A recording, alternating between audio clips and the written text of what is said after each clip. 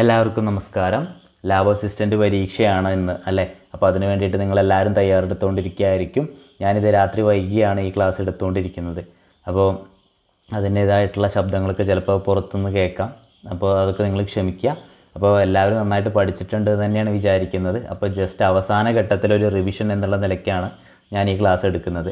ആദ്യം തന്നെ പറയട്ടെ, നിങ്ങൾക്ക് മാത്സ് അത്യാവശ്യം അറിയും എന്നുണ്ടെങ്കിൽ ഈ ക്ലാസ് കാണേണ്ടതില്ല. നിങ്ങളുടെ സമയം കളയരുത്. നിങ്ങൾക്ക് ആവശ്യമുള്ളത് വേറെ പഠിക്കാം. നിങ്ങൾക്ക് ഇനി തീരെ കിട്ടുന്നില്ല എന്നുണ്ടെങ്കിൽ മാത്രം, അല്ലെങ്കിൽ എനിക്ക് മാത്സ് ആണ് റിവൈസ് ചെയ്ത് നോക്കേണ്ടതെന്നുണ്ടെങ്കിൽ മാത്രം നമ്മുടെ ക്ലാസ് കാണാം. അപ്പോൾ നമ്മൾ എന്തായാലും ശ്രമിച്ചു നോക്കുകയാണ്. നമ്മൾ പ്രീവിയസ്ലി ചോദിച്ച ചോദ്യങ്ങളൊക്കെ ഉൾപ്പെടുത്തിയിട്ടൊന്ന് നമ്മളൊരു 30ഓളം ചോദ്യങ്ങൾ നമ്മൾ എടുത്തിട്ടുണ്ട്. അപ്പോൾ സമയത്തിനനുസരിച്ച് നമ്മൾ എത്ര ചോദ്യങ്ങൾ ചെയ്യാൻ പറ്റുമോ അത്രയും ചോദ്യങ്ങൾ നമ്മളിന്ന് ചെയ്യും കേട്ടോ. അപ്പോൾ അതൊക്കെ വെച്ചിട്ട് നിങ്ങൾ പരീക്ഷ എഴുതുക. നിങ്ങൾ പഠിച്ചതിനുള്ള ഫലം പരീക്ഷാ ഹാളിൽ നിങ്ങൾക്ക് കിട്ടട്ടെ. നിങ്ങൾ റാങ്ക് ലിസ്റ്റിൽ വരട്ടെ. ജോലി ലഭിച്ച് വളരെ സന്തോഷമുള്ള ഒരു ജീവിതം നിങ്ങൾക്ക് എല്ലാവർക്കും ഉണ്ടാവട്ടെ. അപ്പോൾ നമുക്ക് ക്ലാസ്സിലേക്ക് കിടക്കാം. ആദ്യത്തെ ചോദ്യം, 12ൻ്റെ ആദ്യത്തെ 30 ഗുണിതങ്ങളുടെ ശരാശരി എത്ര?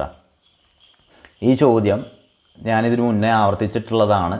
പക്ഷേ ഇത് എന്തായാലും ഇമ്പോർട്ടൻ്റ് ആയിട്ടുള്ളൊരു ടൈപ്പ് ചോദ്യമാണ് കേട്ടോ. 12ൻ്റെ ആദ്യത്തെ 30 ഗുണിതങ്ങളുടെ ശരാശരി എത്ര എന്നാണ് ചോദിച്ചിട്ടുള്ളത്. ഇപ്പോൾ 12ൻ്റെ ഗുണിതങ്ങൾ ഏതൊക്കെയാണ്? 12, 24, അടുത്ത 36, അങ്ങനെ പോകുന്ന ഗുണിതങ്ങളുണ്ട്. നിങ്ങൾക്കറിയാം കേട്ടോ. അതൊന്നും നമ്മൾ പഠിക്കേണ്ട ആവശ്യമില്ല. അങ്ങനെ അവസാനത്തെ ഗുണിതം ഇതിലേതായിരിക്കും? 30ൻ്റെ ഗുണിതമായിരിക്കും. അപ്പോൾ 30 × 12 ആയിരിക്കും എന്ത്? അവസാനത്തെ ഗുണിതം എന്ന് പറയുന്നത്. ഞാനിങ്ങനെ പറയാനുള്ള കാരണം, ഗുണിതങ്ങൾ, സമാന്തര ശ്രേണി, എണ്ണൽ സംഖ്യകൾ, ഇരട്ട സംഖ്യകൾ, ഒറ്റ സംഖ്യകൾ, ഇതൊക്കെ വരുമ്പോൾ അവിടെ എന്താണ്? ഇതൊക്കെ ഒരു സമാന്തര ശ്രേണിയാണ്. ഒരു കോമൺ ആയിട്ടുള്ള ഡിഫറൻസ് അവിടെ ഉണ്ടാവും. ഇവിടെ 12 വന്ന പോലെ അവിടെ കോമൺ ആയിട്ടുള്ളൊരു ഡിഫറൻസ് ഉണ്ടാവും. അങ്ങനെ പോകുന്ന ശ്രേണികളിൽ അവയുടെ ശരാശരി എന്ന് പറയുന്നത് എല്ലായ്പ്പോഴും എന്തായിരിക്കും? അതിൻ്റെ നടുവിലുള്ള മധ്യപദം ആയിരിക്കും. ഇത് ഞാൻ പറഞ്ഞു മടുത്തതാണ് കേട്ടോ. എന്താണ്? ഗുണിതങ്ങൾ, ഇരട്ടസംഖ്യ, ഒറ്റ സംഖ്യ, എണ്ണൽ സംഖ്യ, ഇങ്ങനെ. അതുപോലെ സമാന്തര ശ്രേണി. അതായത് ഒരു സമാന്തര ശ്രേണിയാണോ എങ്കിൽ അതിൻ്റെ ശരാശരി എന്ന് പറയുന്നത് എന്തായിരിക്കും? അതിൻ്റെ നടുവിലത്തെ സംഖ്യയായിരിക്കും. നടുവിലത്തെ സംഖ്യ കാണാൻ എന്ത് ചെയ്താൽ മതി? ആദ്യ പദം കൂട്ടണം അവസാന പദം. ആദ്യ പദം കൂട്ടണം അവസാന പദം ഡിവൈഡഡ് ബൈ 2. അതായത് ആദ്യത്തത് എത്രയാണ് നോക്കുക? ആദ്യത്തത് 12 കൂട്ടണം അവസാനത് എത്രയാണ്? 30 × 12, 3 × 12 36, അപ്പോൾ 360 ഡിവൈഡഡ് ബൈ 2. ഇത് ചെയ്താൽ നമ്മുടെ ഉത്തരമായി. അതായത് ആദ്യത്തെ 12ൻ്റെ ഗുണിതം ഏതാ? 1 × 12.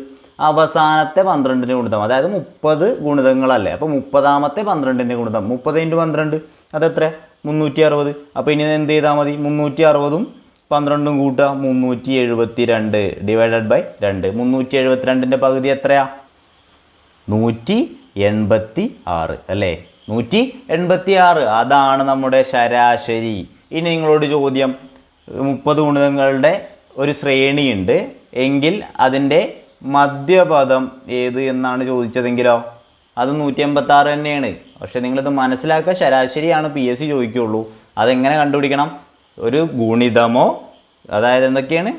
ഗുണിതം, ഒറ്റസംഖ്യ, ഇരട്ട സംഖ്യ, എണ്ണൽ സംഖ്യ, പിന്നെന്താ?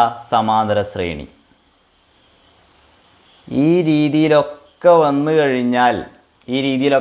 കഴിഞ്ഞാൽ അതിൻ്റെ മധ്യപദമായിരിക്കും എന്ത്? അതായത് നടുക്കത്തെ പദമായിരിക്കും എന്ത്? അതിൻ്റെ ശരാശരി എന്ന് പറയണത്. കിട്ടുമല്ലോ? അടുത്ത ചോദ്യത്തിലേക്ക് പോവാണ്.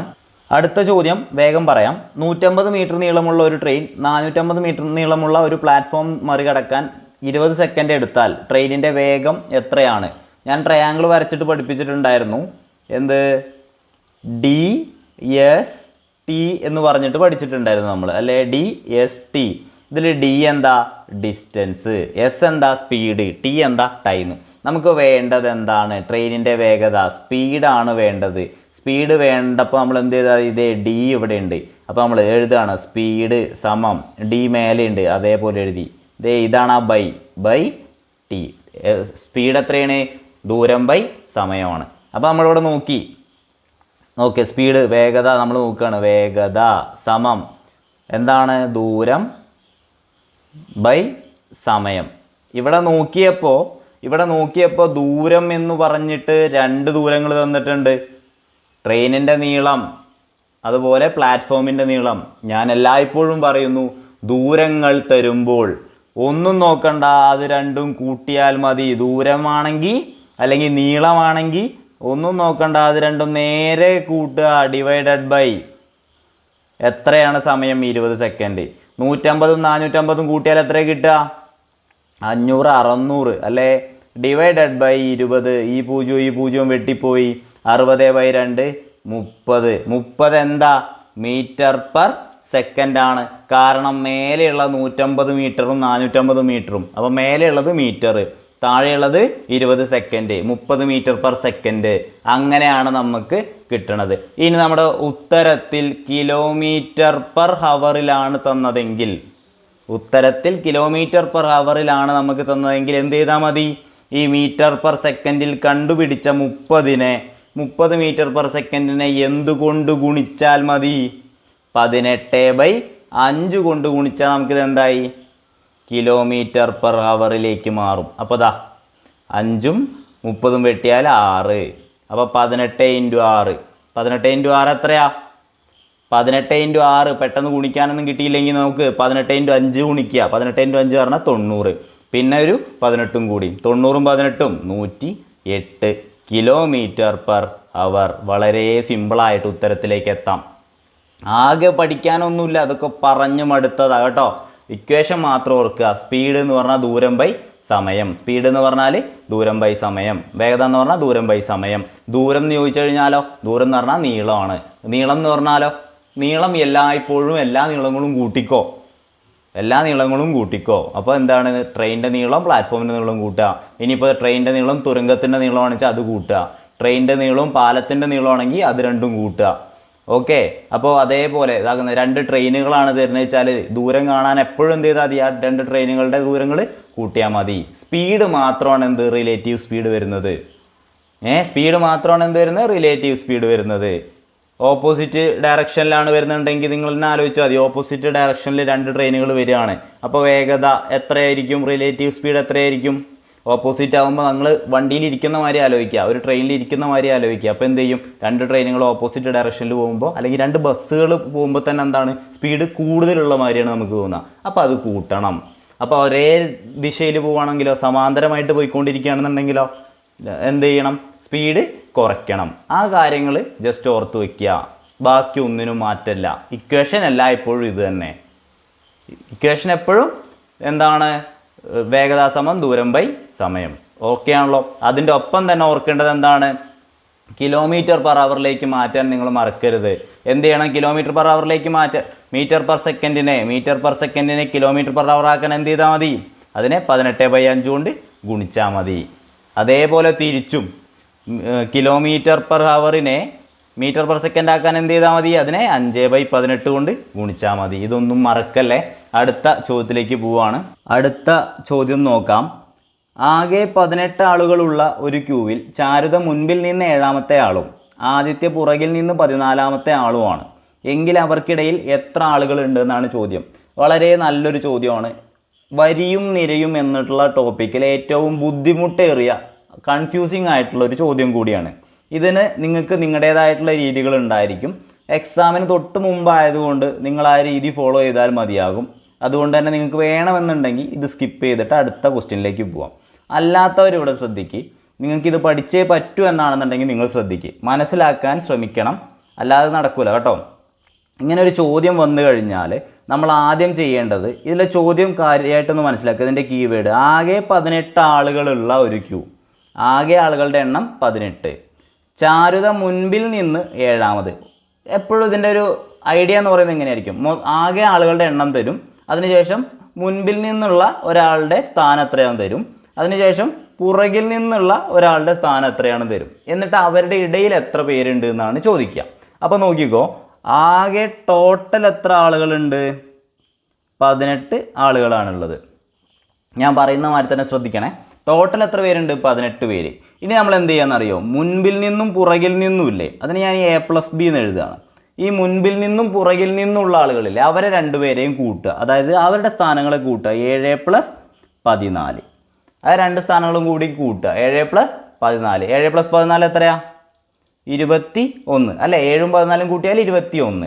ഇനി നിങ്ങൾ ഒന്ന് നോക്കിക്കേ, ഈ ടോട്ടൽ 18, പക്ഷേ ഈ ടോട്ടൽ 18, പക്ഷെ നമുക്കിത് കൂട്ടി കിട്ടിയപ്പോൾ എത്ര കിട്ടി? 21 എന്ന് കിട്ടി.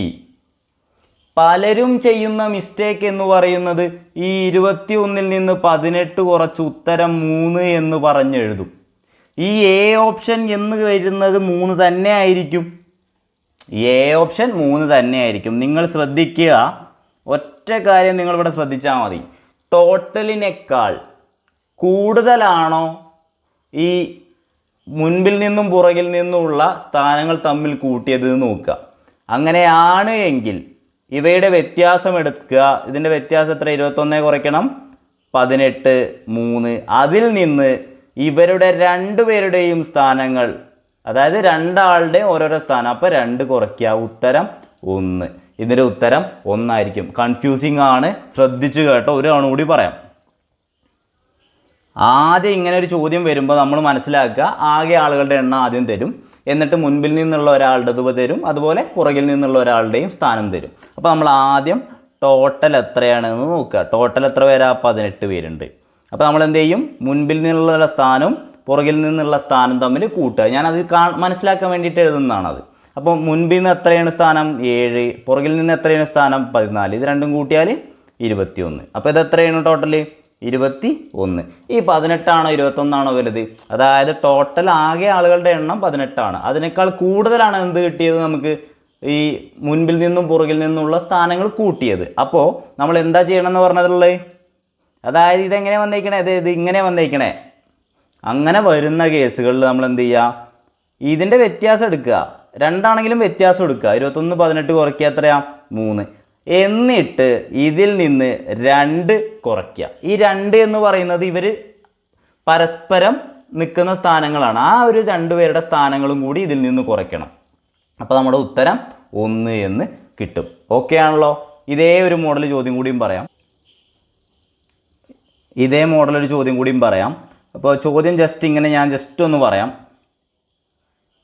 20 പേരാണ് ആകെയുള്ളത്. 20 പേരാണ് ആകെയുള്ളത്. ചോദ്യം ഇങ്ങനെയാണ്: 20 പേരുള്ള ഒരു വരിയിൽ എയുടെ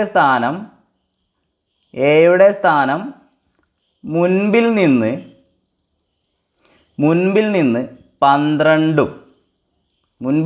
12ഉം ബിയുടെ സ്ഥാനം പുറകിൽ നിന്ന് 13ഉം ആണെങ്കിൽ അവർക്കിടയിൽ എത്ര ആളുകളുണ്ട് എന്നാണ് ചോദ്യം. അപ്പോൾ ഇതേപോലെ നമ്മൾ നോക്കുകയാണ്. ടോട്ടൽ എത്രയാ? ടോട്ടൽ ചോദ്യത്തിൽ തന്നിട്ടുണ്ട് 20. അതുപോലെ നമ്മൾ എയും ബിയും, അതായത് മുൻപിൽ നിന്നും പുറകിൽ നിന്നുള്ള ഇത് നോക്കുകയാണ്. അത് രണ്ടും കൂട്ടി. അപ്പോൾ 12 + 13, അത് എത്ര കൂട്ടിയാൽ കിട്ടുക? 25. ഇനി നിങ്ങൾ പറ, ടോട്ടലാണോ വലുത് A+B ആണോ വലുത്? ഇത് A+B ആ വലുത് അല്ലേ? അതായത് മുൻപിൽ നിന്നും പുറകിൽ നിന്നുള്ള സ്ഥാനങ്ങൾ കൂട്ടിയതാണ് വലുത്. അപ്പോൾ നമ്മൾ എന്ത് ചെയ്യും? ഇതിൻ്റെ വ്യത്യാസം എടുക്കുക. എല്ലായ്പ്പോഴും പോലെ 5 എന്നാണ് വ്യത്യാസം. ഉത്തരം 5 അല്ല. എന്ത് ചെയ്യണം? അതിൽ നിന്ന് 2 കുറയ്ക്കണം, 3. ഉത്തരം 3 ആണ്. ഞാൻ പറഞ്ഞ കാര്യങ്ങൾ മനസ്സിലായല്ലോ? ഇതിലെ ഏറ്റവും ടഫസ്റ്റ് ആണ്. ഇത് നിങ്ങൾക്ക് എന്തായാലും ഇതിൽ ഞാൻ പ്രതീക്ഷിക്കണില്ല, ഈ ഒരു പരീക്ഷയ്ക്ക് ഞാൻ പ്രതീക്ഷിക്കണില്ല. ഒരു ഡിഗ്രി ലെവലിലായിരിക്കും നമ്മളിത് കൂടുതലും കാണാൻ പോകുന്നത്. ഇപ്പോൾ ഞാനിത് പറഞ്ഞ സ്ഥിതിക്ക് എന്തായാലും ഇതിൻ്റെ ഒരു സിമ്പിൾ ചോദ്യമുണ്ട്. ആ ചോദ്യം കൂടി ഞാനത് പറയാം. ഇതിപ്പോൾ എന്തുകൊണ്ട് ഈ -2 വരുന്നു? അങ്ങനത്തെ ഒരു കൺഫ്യൂഷൻ നിങ്ങൾക്ക് ഉണ്ടാവും. അപ്പോൾ -2 വരാത്തതുണ്ടോ? അങ്ങനത്തെ ഉണ്ട്. അപ്പോൾ ആ ഒരു ചോദ്യം കൂടി ഞാനിവിടെ പറയാം കേട്ടോ.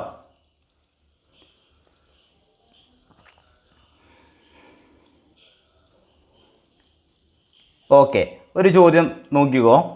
24 കുട്ടികളുള്ള ഒരു ക്ലാസ്. എത്ര കുട്ടികളാണ്? ആകെ 24 കുട്ടികളുള്ള ഒരു ക്ലാസ്സിൽ മുൻപിൽ നിന്ന് എന്നുള്ളത് നിങ്ങൾക്ക് ഏത് പേര് വേണേലും പറയാം. മുൻപിൽ നിന്ന് എത്രാമതാണ്? 7ാമത്. മുൻപിൽ നിന്ന് 7ാമത്. എ മുൻപിൽ നിന്ന് 7-മതും ബി പുറകിൽ നിന്ന് എത്രാമത് കൊടുക്കുക? ഒരു 5-മതുമാണ്. 5-മതും ആണ്. ടോട്ടൽ എത്ര കുട്ടികളാണ്? 24 കുട്ടികളുള്ള ഒരു ക്ലാസ്സിൽ എ മുൻപിൽ നിന്ന് 7-മത്, ബി പുറകിൽ നിന്ന് 5-മത്. എങ്കിൽ അവർക്കിടയിലുള്ള കുട്ടികളുടെ എണ്ണം എത്ര എന്നാണ് ചോദ്യമെങ്കിൽ വളരെ സിമ്പിളാണ്. നമ്മളിപ്പോൾ ചെയ്ത പോലെ തന്നെ നമ്മൾ ആദ്യം ടോട്ടൽ നോക്കുക. 24. മൊത്തം കുട്ടികളുടെ എണ്ണം 24. മുൻപിൽ നിന്നുള്ള കുട്ടികളും പുറകിൽ നിന്നുള്ള കുട്ടികളുടെ മുൻപിൽ നിന്ന് വന്നിട്ടുള്ളൊരു സ്ഥാനം, പുറകിൽ നിന്നുള്ളൊരു സ്ഥാനം, അത് രണ്ടും കൂട്ടാം. അതെവിടെയോ ആയിക്കോട്ടെ, ആരോ ആയിക്കോട്ടെ, നേരെ കൂട്ടുക. 7 + 5 എത്ര? 7ഉം 5ഉം കൂട്ടിക്കഴിഞ്ഞാൽ എത്രയാ? 12. കറക്റ്റാണല്ലോ, ഞാൻ എഴുതുന്നത് ഓക്കെ ആണല്ലോ, കിട്ടുന്നില്ലേ? 7 + 5 അത് എത്രയാണ് കൂട്ടിയാൽ? 12. മായ്ച്ചെഴുതുന്നതുകൊണ്ട് ബുദ്ധിമുട്ടില്ലല്ലോ. ഇത്രയും എഴുതിയിട്ട് നിങ്ങളൊന്ന് നോക്കിക്കേ, ടോട്ടലാണോ ഈ A + B ആണോ വലുത്? ടോട്ടലാണോ ഈ രണ്ടും കൂട്ടിയതാണോ വലുത്? ടോട്ടലാണ് വലുതെങ്കിൽ, അല്ലെങ്കിൽ ആകെ കുട്ടികളുടെ എണ്ണമാണ് വലുതെങ്കിൽ ഒന്നും ചെയ്യണ്ട. നമ്മുടെ ഉത്തരം എന്ന് പറയുന്നത് ഈ 24-ൽ നിന്ന് ഈ 12 കുറച്ചതായിരിക്കും. 12. ഉത്തരം 12. ഇനി അതിൽ നിന്ന് ഒരു 2 കുറയ്ക്കേണ്ട ആവശ്യമില്ല. കാരണം 24 ടോട്ടലാണ്. അതെന്താണ്? ഈ 12-നേക്കാൾ വലുതാണ്. ഇത് നേരെ തിരിച്ചു വരുന്ന അവസരങ്ങളിൽ, അതായത് 12 കുട്ടികളാണ് ആകെയുള്ളത്, നമുക്ക് കൂട്ടിയപ്പോൾ കിട്ടിയത് 24 എങ്കിൽ നമ്മൾ എന്ത് ചെയ്യേണ്ടി വന്നേനെ? ഈ 24-ഉം 12-ഉം തമ്മിലുള്ള വ്യത്യാസം എടുത്തതിന് ശേഷം ഒരു 2 കുറയ്ക്കേണ്ടി വന്നേനെ. കാര്യം മനസ്സിലാവേണ്ടവർക്ക് മനസ്സിലായി കാണും. ഇനി അതിലൊരു കൺഫ്യൂഷൻ ഉണ്ടെങ്കിൽ ഒന്നും കൂടിയും കണ്ടാൽ മതി. അല്ലെങ്കിൽ നിങ്ങളിതിപ്പോൾ വിട്ടോ, നിങ്ങൾക്ക് അറിയുന്ന രീതിയിൽ തന്നെ ചെയ്തോ. ഇത് നമ്മൾ ടോപ്പിക് എടുക്കുമ്പോൾ നമുക്ക് പറയാം കേട്ടോ. പരീക്ഷയുടെ തലേന്ന് വെച്ചിട്ട് ഇത് ഞാൻ കൺഫ്യൂഷൻ ആക്കുകയാണ് നിങ്ങൾ വിചാരിക്കേണ്ട. ഇത് ഏറ്റവും ഇമ്പോർട്ടൻ്റ് ആയിട്ടുള്ള, ഇതിലേറ്റവും സിമ്പിളായിട്ട് ഉത്തരം കണ്ടുപിടിക്കാൻ പറ്റുന്നൊരു സാധനം. നിങ്ങൾക്ക് ചിലപ്പോൾ കൺഫ്യൂഷൻ വരും, ലാസ്റ്റ് സമയമാകുമ്പോൾ കൺഫ്യൂഷൻ വരണം. പഠിക്കുന്നവർക്കേ കൺഫ്യൂഷൻ വരുള്ളൂ. അപ്പോൾ പ്രശ്നമൊന്നുമില്ല, നിങ്ങൾ പഠിക്കുക. നിങ്ങൾക്കിപ്പോൾ ഇത് ബുദ്ധിമുട്ടാണെന്നുണ്ടെങ്കിൽ ഇത് നിങ്ങൾ സാധാരണ ഒരു രീതി പഠിച്ചിട്ടുണ്ടാവുമല്ലോ, ആ രീതിയിൽ തന്നെ പോവുക. നമുക്കിനി പരീക്ഷ കേട്ടെ, അടുത്ത പരീക്ഷ എന്തായാലും പഠിക്കണമല്ലോ. ഇപ്പോൾ നാളെ തന്നെ റാങ്ക് ലിസ്റ്റ് വരില്ലല്ലോ, അപ്പോൾ അടുത്ത പരീക്ഷയ്ക്ക് പഠിച്ചുകൊണ്ടിരിക്കുക തന്നെയല്ലേ. അപ്പോൾ അപ്പോഴത്തേക്ക് നമുക്കിത് റെഡിയാക്കാം കേട്ടോ. അപ്പോൾ അതിലൊന്നും ബേജാറില്ല. അപ്പോൾ നമുക്ക് അടുത്ത ചോദ്യത്തിലേക്ക് പോവാം. അടുത്ത ചോദ്യം നോക്കാം. ഒരാൾ കിഴക്കോട്ട് 2 കിലോമീറ്ററും വടക്കോട്ട് 1 കിലോമീറ്ററും തുടർന്ന് കിഴക്കോട്ട് 2 കിലോമീറ്ററും വടക്കോട്ട് 2 കിലോമീറ്ററും സഞ്ചരിച്ചു. പുറപ്പെട്ട സ്ഥലത്ത് നിന്ന് അയാൾ എത്ര കിലോമീറ്റർ അകലെയാണ് എന്നാണ് ചോദിച്ചിട്ടുള്ളത്. ഞാൻ ഏകദേശം എല്ലാം ടഫ് ചോദ്യങ്ങളാണ് ഇടുന്നത് അല്ലേ. നിങ്ങളിതൊന്നും പേടിക്കേണ്ട. നിങ്ങൾക്ക് വരാൻ പോകുന്ന ഇതിനേക്കാൾ വളരെ സിമ്പിളായിട്ട് ഒരാൾ ഒരാൾ വടക്കോട്ട് 3 കിലോമീറ്ററും അതിനുശേഷം കിഴക്കോട്ട് 4 കിലോമീറ്ററും നടന്നുവെങ്കിൽ അയാൾ ആദ്യം നിന്നിരുന്ന സ്ഥലത്ത് നിന്ന് ഇപ്പോൾ നിന്നിരിക്കുന്ന സ്ഥലത്തേക്കുള്ള ദൂരം എത്രയാണ്? അങ്ങനെയൊക്കെ നിങ്ങൾക്ക് ചോദിക്കുള്ളൂ. എന്നാലും ടഫായിട്ട് എന്തെങ്കിലും ചോദിച്ചാലോ എന്നുള്ളതുകൊണ്ടാണ് ഈ സാധനം പറയണത് കേട്ടോ. അപ്പോൾ നോക്കിക്കോ, തന്നേക്കുന്ന സാധനം എഴുതുന്നതിന് മുമ്പ് നോർത്ത്, സൗത്ത്, ഈസ്റ്റ്, വെസ്റ്റ് ഇതൊക്കെ നമുക്കറിയണം. എപ്പോഴും ഇത് ആദ്യം വരച്ച് വയ്ക്കുക. നോർത്ത്, താഴെ സൗത്ത്, ഇവിടെ വലതുവശത്ത് ഈസ്റ്റ്, ഇവിടെ വെസ്റ്റ്. കിട്ടിയല്ലോ, അത് ഓർക്കണം കേട്ടോ. ഇനി നമ്മൾ വരയ്ക്കാൻ പോവുകയാണ്. ആദ്യം അയാൾ നിന്ന സ്ഥലം ഞാനൊന്ന് മാർക്ക് ചെയ്തു. ഇനി എന്ത് ചെയ്യുന്നു? കിഴക്കോട്ട് 2 കിലോമീറ്റർ. കിഴക്ക് എന്ന് പറഞ്ഞാൽ വലത്തോട്ട് 2 കിലോമീറ്റർ. ഓക്കെ, ഞാൻ വേറെ കളർ കൊണ്ട് എഴുതേ. വലത്തോട്ട് 2 കിലോമീറ്റർ. ശേഷം എന്തായി? വടക്കോട്ട് 1 കിലോമീറ്റർ. കിഴക്കോട്ട് 2 കിലോമീറ്റർ, അതിനുശേഷം വടക്കോട്ട്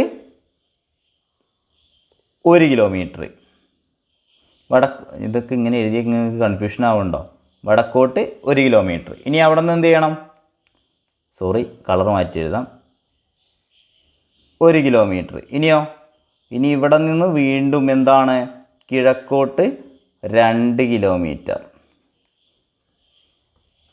കിഴക്കോട്ട് 2 കിലോമീറ്റർ.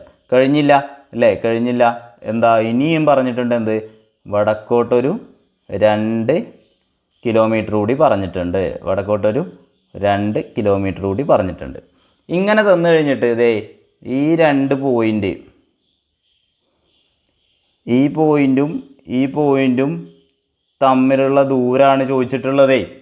ഈ 2 പോയിൻറ്റുകൾ തമ്മിലുള്ള ദൂരമാണ് ചോദിച്ചിട്ടുള്ളത്. എങ്ങനെ കണ്ടുപിടിക്കും? കൺഫ്യൂഷൻ ആയിരിക്കണോ? വേണ്ട. എന്ത് ചെയ്താൽ മതി? ഇതാ ഇവിടെ ഇങ്ങനെ ഒരു ഡോട്ട് ഇട്ട് കൊടുക്കുക, ഇവിടെ ഇങ്ങനെ ഒരു ഡോട്ട് ഇട്ട് കൊടുക്കുക. ഇതെന്താ ഇപ്പോൾ ഒരു മട്ടത്രികോണമായി. മട്ടത്രികോണമായാൽ നിങ്ങൾക്കറിയാം, അല്ലെങ്കിലും നിങ്ങൾക്കറിയാം ഇങ്ങനെ ഒരു സാധനം വരുമ്പോൾ അവിടെ എന്താണ് ഉപയോഗിക്കുന്നത്? പൈതഗോറസ് തിയറാണ് ഉപയോഗിക്കുന്നത്. ഇത് 2 കിലോമീറ്റർ ആണ്. ഇത് ഇവിടെ എത്രയത്? ഇതും 2 കിലോമീറ്റർ. അപ്പം മൊത്തത്തിൽ ഇത് എത്ര കിലോമീറ്ററാണ്? 4 കിലോമീറ്റർ. ഇപ്പം താഴെ എത്രയായി? 4 കിലോമീറ്റർ. ഇത് മൊത്തത്തിൽ 4 കിലോമീറ്റർ ആണ്. ഓക്കെ. ഇവിടെ 1 കിലോമീറ്റർ, ഇത് 1 കിലോമീറ്റർ, ഇത് 2 കിലോമീറ്റർ. അപ്പോൾ ഈ 1 കിലോമീറ്റർ ഇവിടെ 1 കിലോമീറ്റർ ആണെങ്കിൽ ഇവിടെ എത്രയാണ്? 1 കിലോമീറ്റർ തന്നെ. അപ്പോൾ ഇത് മൊത്തത്തിൽ ഇവിടെ എത്രയായി? മൊത്തത്തിൽ ഇത് 3 കിലോമീറ്റർ. രണ്ടും ഒന്നും കൂട്ടിയാൽ 3. അപ്പോൾ ദേ നോക്കിക്കേ, ആ ത്രികോണം ഇങ്ങനെയായിട്ട് മാറി. ഇത് എന്ന് പറയുന്നത് ഇങ്ങനെയായിട്ട് മാറി. 3 കിലോമീറ്റർ, 4 കിലോമീറ്റർ. അപ്പോൾ ഇതെത്രയാണ്? ഇതെന്താണ്? ഒരു മട്ടത്രികോണമാണ്.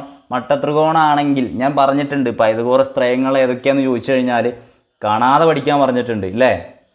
ഏതൊക്കെയാണെന്ന് കാണാതെ പഠിക്കാൻ പറഞ്ഞിട്ടുണ്ട്, കുറേ തവണ ഞാൻ പറഞ്ഞിട്ടുണ്ട്. ഏതൊക്കെയാണ്? 3, 4, 5, അതുപോലെ 6, 8, 10, അതുപോലെ 5, 12, 13, അതുപോലെ 7, 24, 25. ഇതൊക്കെയാണ് എന്ത്? പൈതഗോറിയൻ ട്രയാഡ്സ് അല്ലേ? പൈതഗോറിയൻ തൃകങ്ങളാണിത്. ഇതൊക്കെ എന്ത് ചെയ്യുന്നുണ്ട്? പൈതഗോറസിൻ്റെ സിദ്ധാന്തം അനുസരിക്കുന്ന ആളുകളാണ്. അപ്പോൾ ഇതിങ്ങനെ ജസ്റ്റ് കാണാൻ പഠിക്കാൻ പറഞ്ഞിട്ടുള്ളത് എന്തുകൊണ്ടാണെന്ന് വിചാരിച്ചു കഴിഞ്ഞാൽ അതിലുള്ള ഈ 3ഉം 4ഉം കണ്ടാൽ അടുത്ത എന്തായിരിക്കും അതിൻ്റെ ഒപ്പം ഉണ്ടാവുക എന്നുള്ളത് ഓർക്കാൻ വേണ്ടിയിട്ടാണ്. ഈ 6, 8ഉം കണ്ടാൽ അടുത്തത് ആരാന്ന് ഓർക്കാൻ വേണ്ടിയിട്ടാണ്. 5ഉം 12ഉം കണ്ടാൽ അടുത്തത് ആരാ, അല്ലെ 12ഉം 13ഉം തന്നിട്ടുണ്ടെങ്കിൽ അടുത്ത വശം ആരാണ് എന്ന് കാണാൻ വേണ്ടിയിട്ട് അത് കാണാൻ പഠിക്കാൻ പറയുന്നത് കേട്ടോ. അപ്പോൾ ഇത് ഇങ്ങനെ വന്ന് നിങ്ങൾക്ക് കാണാൻ പഠിച്ചില്ലെങ്കിൽ കൂടി നിങ്ങൾക്ക് ചെയ്യാം. എന്താണ് പൈതഗോറസ് തിയറം? എന്താണ്? കർണം സ്ക്വയർ സമം പാദം സ്ക്വയർ പ്ലസ് ലംബം സ്ക്വയർ. അപ്പോൾ കർണം സ്ക്വയർ സമം പാദം സ്ക്വയർ പ്ലസ് ലംബം സ്ക്വയർ. കർണം എത്രയാണ്? അപ്പോൾ റൂട്ട് ഓഫ് പാദം സ്ക്വയർ പ്ലസ് ലംബം സ്ക്വയർ. പാദം എത്രയാ? 4. 4 സ്ക്വയർ പ്ലസ് 3 സ്ക്വയർ. റൂട്ടിൻ്റെ ഉള്ളിലാണ്. അപ്പോൾ 16 പ്ലസ് 9 റൂട്ടിൻ്റെ ഉള്ളിലാണ്. കൂട്ടിയാൽ 25. റൂട്ട് 25 5. നമ്മുടെ ഉത്തരം എന്ന് പറയുന്നത് 5 കിലോമീറ്റർ എന്നാണ്. ആദ്യം നിന്ന സ്ഥലവും ഇപ്പോൾ എത്തിയേക്കുന്ന സ്ഥലം തമ്മിലുള്ള ദൂരം 5 കിലോമീറ്റർ. ഓക്കെ ആണല്ലോ. പക്ഷെ ഞാനൊരു കാര്യം പറയാലോ, നമുക്ക് ഇത്രയും ടഫൊരു ചോദ്യം നിങ്ങൾ പ്രതീക്ഷിക്കേണ്ട. ലാബ് അസിസ്റ്റൻറ്റിന് ഇത്രയും ടഫായിട്ടുള്ളൊരു ചോദ്യം നിങ്ങൾ പ്രതീക്ഷിക്കേണ്ട. നിങ്ങൾ പ്രതീക്ഷിക്കേണ്ട ചോദ്യം ഇതാണ്. നേരെ തരും. എന്ത്? ഒരാൾ വടക്കോട്ട് 3 കിലോമീറ്ററും തുടർന്ന് കിഴക്കോട്ട് 4 കിലോമീറ്ററും സഞ്ചരിച്ചു എങ്കിൽ അവർ തമ്മിലുള്ള അയാളുടെ ആദ്യത്തെ പൊസിഷനും ഇപ്പോഴത്തെ പൊസിഷനും തമ്മിലുള്ള ദൂരം എത്രയാണെന്നാണ് ചോദിക്കുക. അപ്പോഴും തന്നെയാണ് ഈ 3 സ്ക്വയർ പ്ലസ് 4 സ്ക്വയർ അതിൻ്റെ റൂട്ട് എടുക്കുക. പൈതഗോറസ് തിയറം ഉപയോഗിക്കുക. അതാണ് ചെയ്യാനുള്ളത്. ഇതൊക്കെ ഞാൻ പറയണത് എന്താണെന്നറിയോ? നിങ്ങളിപ്പോൾ മെയിൻസ് പരീക്ഷ എഴുതുന്ന ആൾക്കാരാണ്. അപ്പോൾ ഈ ഒരു ലെവലിൽ നിങ്ങൾക്ക് പറഞ്ഞു തന്നാൽ മതി. അല്ലാതെ നിങ്ങൾക്ക് ഫസ്റ്റ് തൊട്ട് തന്നെ ഇങ്ങനെ പറഞ്ഞു തരേണ്ട ആവശ്യമുണ്ടോ? ഇല്ല. അടുത്ത ചോദ്യത്തിലേക്ക് പോവുകയാണ്. അടുത്ത ചോദ്യം. സുമൻ 50 രൂപയ്ക്ക് 10 പെൻസിലുകൾ വാങ്ങി 60 രൂപയ്ക്ക് വിറ്റു. സുമൻ 50 രൂപയ്ക്ക് 10 പെൻസിലുകൾ വാങ്ങി 60 രൂപയ്ക്ക് അത് വിറ്റു. അയാൾക്ക് എത്ര ശതമാനം ലാഭം ലഭിച്ചു എന്നാണ് ചോദിച്ചിട്ടുള്ളത്. ഇത് ചെയ്യാനൊരു സിമ്പിളായിട്ടൊരു മെത്തേഡ് ഞാൻ പറഞ്ഞിട്ടുണ്ട്. എങ്ങനെയാണ്? ആദ്യം ഇങ്ങനെ തരുന്ന സമയങ്ങളിൽ എണ്ണം ഒരു ടേബിളുമായി വരയ്ക്കാൻ പറഞ്ഞിട്ടുണ്ട്. എണ്ണം അതുപോലെ രൂപ ഇങ്ങനെ വരയ്ക്കാൻ പറഞ്ഞിട്ടുണ്ട്. ഓർമ്മയുണ്ടോ? അപ്പോൾ ഇതാക്കുന്നത് 10 പെൻസിലുകൾ. ആദ്യം എണ്ണം എഴുതണം കേട്ടോ, എപ്പോഴും ശീലിക്കണേ. 10 പെൻസിലുകൾക്ക് എത്രയായിരുന്നു കൊടുത്തത്? 50 രൂപയാണ് കൊടുത്തത്. ഇനി എന്താണ് അത് ചെയ്തത്? 10 പെൻസിലുകൾ തന്നെയാണ് വിൽക്കുന്നത് അല്ലേ? 10 പെൻസിലുകൾ തന്നെയാണ് വിൽക്കുന്നത്. അതിൻ്റെ എണ്ണം 10 തന്നെയാണ്. എത്ര രൂപയ്ക്കാണ് വിൽക്കുന്നത്? 60 രൂപയ്ക്കാണ് വിൽക്കുന്നത്. ഇങ്ങനെ വന്നു കഴിഞ്ഞാൽ നമ്മൾ എന്താ ചെയ്യാറുള്ളത്? നേരെ ക്രോസ് ഗുണിക്കുന്നു അല്ലേ? ക്രോസ് ഗുണിക്കുന്നു. 50 × 10 എത്രയാ? 500. 10 × 60 600. നേരെ ക്രോസ് ഗുണിക്കുക. അപ്പോൾ ഇനി കിട്ടുന്ന ഇതായിരിക്കും എന്ത്? Cost price. ആദ്യം ഉള്ളതാണ് കോസ്റ്റ് പ്രൈസ്, രണ്ടാമതിലുള്ളത് സെല്ലിംഗ് പ്രൈസ്. കോസ്റ്റ് പ്രൈസ് എന്ന് പറഞ്ഞു കഴിഞ്ഞാൽ അറിയില്ലേ? വാങ്ങിയ വില. ഈ സെല്ലിംഗ് പ്രൈസ് എന്ന് പറഞ്ഞു കഴിഞ്ഞാൽ വിറ്റ വില. നിങ്ങൾക്കറിയാം. ഇനി എന്ത് ചെയ്യണം? ലാഭ ശതമാനം കാണാൻ എന്താ? ലാഭശതമാനം സമം എന്ത് ചെയ്യണം? ലാഭം അല്ലേ, ലാഭം എത്രയാണ്? 500 റുപ്യക്ക് വാങ്ങിയൊരു സാധനം 600 റുപ്യക്ക് വിറ്റാൽ ലാഭം എത്രയാണ്? 600 500 കുറയ്ക്കുക എത്രയാ? 100. ഡിവൈഡഡ് ബൈ, എല്ലായ്പ്പോഴും ലാഭമാണേലും നഷ്ടമാണേലും താഴെ എന്താ വരിക? കോസ്റ്റ് പ്രൈസാണ് വരിക. കോസ്റ്റ് പ്രൈസ് എത്രയാ? 500. ഞാൻ പറയുന്നത് മനസ്സിലാവുന്നുണ്ടല്ലോ? ലാഭശതമാനം കാണാനുള്ള ഇക്വേഷൻ എന്താണ്? ലാഭം ഡിവൈഡഡ് ബൈ എന്താണ്? വാങ്ങിയ വില. വാങ്ങിയ വില ശതമാനം എന്ന് പറയുമ്പോൾ തന്നെ എന്തായിരിക്കും? ഗുണിക്കണം 100. അപ്പോൾ നമ്മൾ ഈ 2 0 വെട്ടി, ഈ 2 0 വെട്ടി, ഈ 5നെ ഈ 100 കൊണ്ട് വെട്ടാൻ പോവാം. എത്ര 5 ഉണ്ട് 100ൽ? 25ആണുള്ളത്. അപ്പോൾ നമ്മുടെ ഉത്തരം 20% ലാഭം. നമ്മുടെ ഉത്തരം 20% ലാഭം. അടുത്ത ചോദ്യത്തിലേക്ക് പോവാണ്. അടുത്ത ചോദ്യം നോക്കൂ. 2 ഇഞ്ച് എത്ര സെൻറ്റിമീറ്റർ ആണെന്നാണ് ചോദിച്ചേക്കണേ. 2 ഇഞ്ച് എത്ര സെൻറ്റിമീറ്റർ ആണെന്ന്. വളരെ സിമ്പിളാണെന്ന് തോന്നും അല്ലേ? നമുക്കറിയണം പക്ഷേ അപ്പോൾ ഉത്തരം. അപ്പോൾ 1 ഇഞ്ച് എത്ര സെൻറ്റിമീറ്റർ ആണെന്ന് അറിയണ്ടേ? 1 ഇഞ്ച് എത്ര സെൻറ്റിമീറ്റർ ആണെന്ന് അറിയണ്ടേ? 1 ഇഞ്ച് 2.54 സെൻറ്റിമീറ്റർ ആണ്. 1 ഇഞ്ച് എന്ന് പറഞ്ഞാൽ 2.54 സെൻറ്റിമീറ്റർ ആണ്. അപ്പോൾ നിങ്ങൾക്ക് എന്താ അറിയാം? 2 ഇഞ്ച് എന്തായിരിക്കും? 2 ഇഞ്ച് കാണാൻ എന്ത് ചെയ്താൽ മതി? ഈ 2.54നെ 2 കൊണ്ട് ഗുണിച്ചാൽ മതി. അപ്പോൾ നമുക്ക് എന്ത് കിട്ടും? 2 ഇഞ്ച് എത്രയെന്ന് കിട്ടും? 2.54നെ 2 കൊണ്ട് ഗുണിച്ചാൽ എത്ര കിട്ടുക? 5.08 അല്ലേ? 5.08 സെൻറ്റിമീറ്റർ. നമ്മുടെ ഉത്തരം ഓപ്ഷൻ എ ആയിരിക്കും. കൺഫ്യൂഷൻ ഉണ്ടോ? ഗുണിക്കാൻ ബുദ്ധിമുട്ടുണ്ടോ? 2.54 ഗുണിക്കണം 2, നേരെ ഗുണിക്കുക, എഴുതി അങ്ങ് ഗുണിക്കുക, പോയിൻ്റ് ഒന്നും നോക്കണ്ട. 2 × 4 8, 2 × 5 10. അപ്പോൾ ഇവിടേക്ക് ഒരു 1 പോയി. അപ്പോൾ എന്നിട്ട് 2 × 2 4, 4 1 5. ഇനി നമുക്ക് എത്ര സ്ഥാനം മാറ്റിയിട്ടാണ് പോയിൻ്റ് ഉള്ളത്? 1 2 സ്ഥാനം മാറ്റിയിട്ടാണ് ഗുണിക്കുമ്പോൾ ഇവിടെ 1 2 സ്ഥാനം മാറ്റിയിട്ട് പോയിൻ്റ് ഇട്ടാൽ മതിയാവും. 5.08 സെൻറ്റിമീറ്റർ. ദശാംശ സംഖ്യകളെ ഗുണിക്കാനൊക്കെ അറിയാലോ, അപ്പോൾ അത് കുഴപ്പമില്ല. നമ്മുടെ ഉത്തരം 5.08 സെൻറ്റിമീറ്റർ. അതുപോലെ നിങ്ങൾ ഓർക്കേണ്ട വേറൊരു കാര്യം കൂടി, ഒരു ഫീറ്റ് അല്ലെങ്കിൽ ഒരു ഫൂട്ട് എന്ന് പറയുന്നത് എത്ര ഇഞ്ചാണ്? അത് നിങ്ങൾക്ക് അറിയില്ലേ? 12 ഇഞ്ചാണ് ഒരു ഫൂട്ട് എന്ന് പറയുന്നത്. അതറിയാലോ, 12 ഇഞ്ചാണ് ഒരു ഫൂട്ട് എന്ന് പറയുന്നത്. അത് ഏകദേശം 30 സെൻറ്റിമീറ്ററോളം വരും കേട്ടോ. അപ്പോൾ നിങ്ങൾക്ക് ഇതൊന്ന് വേണമെന്നുണ്ടെങ്കിൽ ഡിറൈവ് ചെയ്യാം. എന്തായാലും ഇത് പഠിച്ചു വെച്ചോ. 1 ഇഞ്ച് എന്ന് പറയുന്നത് 2.54 സെൻറ്റിമീറ്റർ ആണ്. അടുത്ത ചോദ്യത്തിലേക്ക് പോവാണ്. അടുത്ത ചോദ്യം നോക്കാം. 6 9 18 എന്നീ സംഖ്യകൾ കൊണ്ട് ഹരിക്കുമ്പോൾ 5 ശിഷ്ടം വരുന്ന ഏറ്റവും ചെറിയ സംഖ്യ ഏത്? ഏറ്റവും ചെറിയ സംഖ്യ എന്ന് പറയുമ്പോൾ തന്നെ നിങ്ങൾക്ക് മനസ്സിലായിട്ടുണ്ടാവും അവിടെ ഉപയോഗിക്കേണ്ടത് LCM തന്നെയാണ് എന്നുള്ള കാര്യം ആണല്ലോ. അപ്പോൾ നമ്മൾ ആദ്യം എന്ത് ചെയ്യണം? ഈ 6 9 18 ഇതിൻ്റെ LCM കാണണം. 6 9 18 ആയതുകൊണ്ട് ഇതിൻ്റെ LCM കാണുന്നത് വളരെ സിമ്പിളാണ് അല്ലേ? ഈ ഏറ്റവും വലിയ സംഖ്യ ഏതാ? 18. കൂട്ടത്തിലെ ഏറ്റവും വലിയ സംഖ്യ ഏതാ? 18. ഈ 18ൽ ഈ 6 പോവുമോ നോക്കുക. 3 6 18 അപ്പോൾ പോവും. അപ്പോൾ ഓക്കെ. ഇനി 9 പോവുമോ നോക്കുക. ഈ 9 18 പോവും. എങ്ങനെയാണ് എങ്കിൽ, അതായത് തന്നിട്ടുള്ളവയിൽ ഏറ്റവും വലുതിനെ ബാക്കിയുള്ള ചെറിയ സംഖ്യകൾ കൊണ്ട് ഹരിക്കാൻ, നിശേഷം ഹരിക്കാൻ സാധിക്കുമെങ്കിൽ അതിൽ തന്നിക്കുന്ന വലുത് ആരായിരിക്കും? LCM ആയിരിക്കും. ഞാൻ പറഞ്ഞ കാര്യം ഓർമ്മയുണ്ടല്ലോ? എന്താ പറഞ്ഞത്? തന്നിട്ടുള്ള സംഖ്യകളിൽ ഏറ്റവും വലിയ സംഖ്യയെ എടുക്കുക, ആ സംഖ്യയെ മറ്റുള്ള സംഖ്യകൾ കൊണ്ട് ഹരിക്കുമ്പോൾ ശിഷ്ടം 0 കിട്ടുക. അതായത് മറ്റുള്ള സംഖ്യകൾ കൊണ്ട് ആ സംഖ്യയെ നിശേഷം ഹരിക്കാൻ സാധിക്കുന്നു എങ്കിൽ ആ സംഖ്യ ആയിരിക്കും എന്ത്?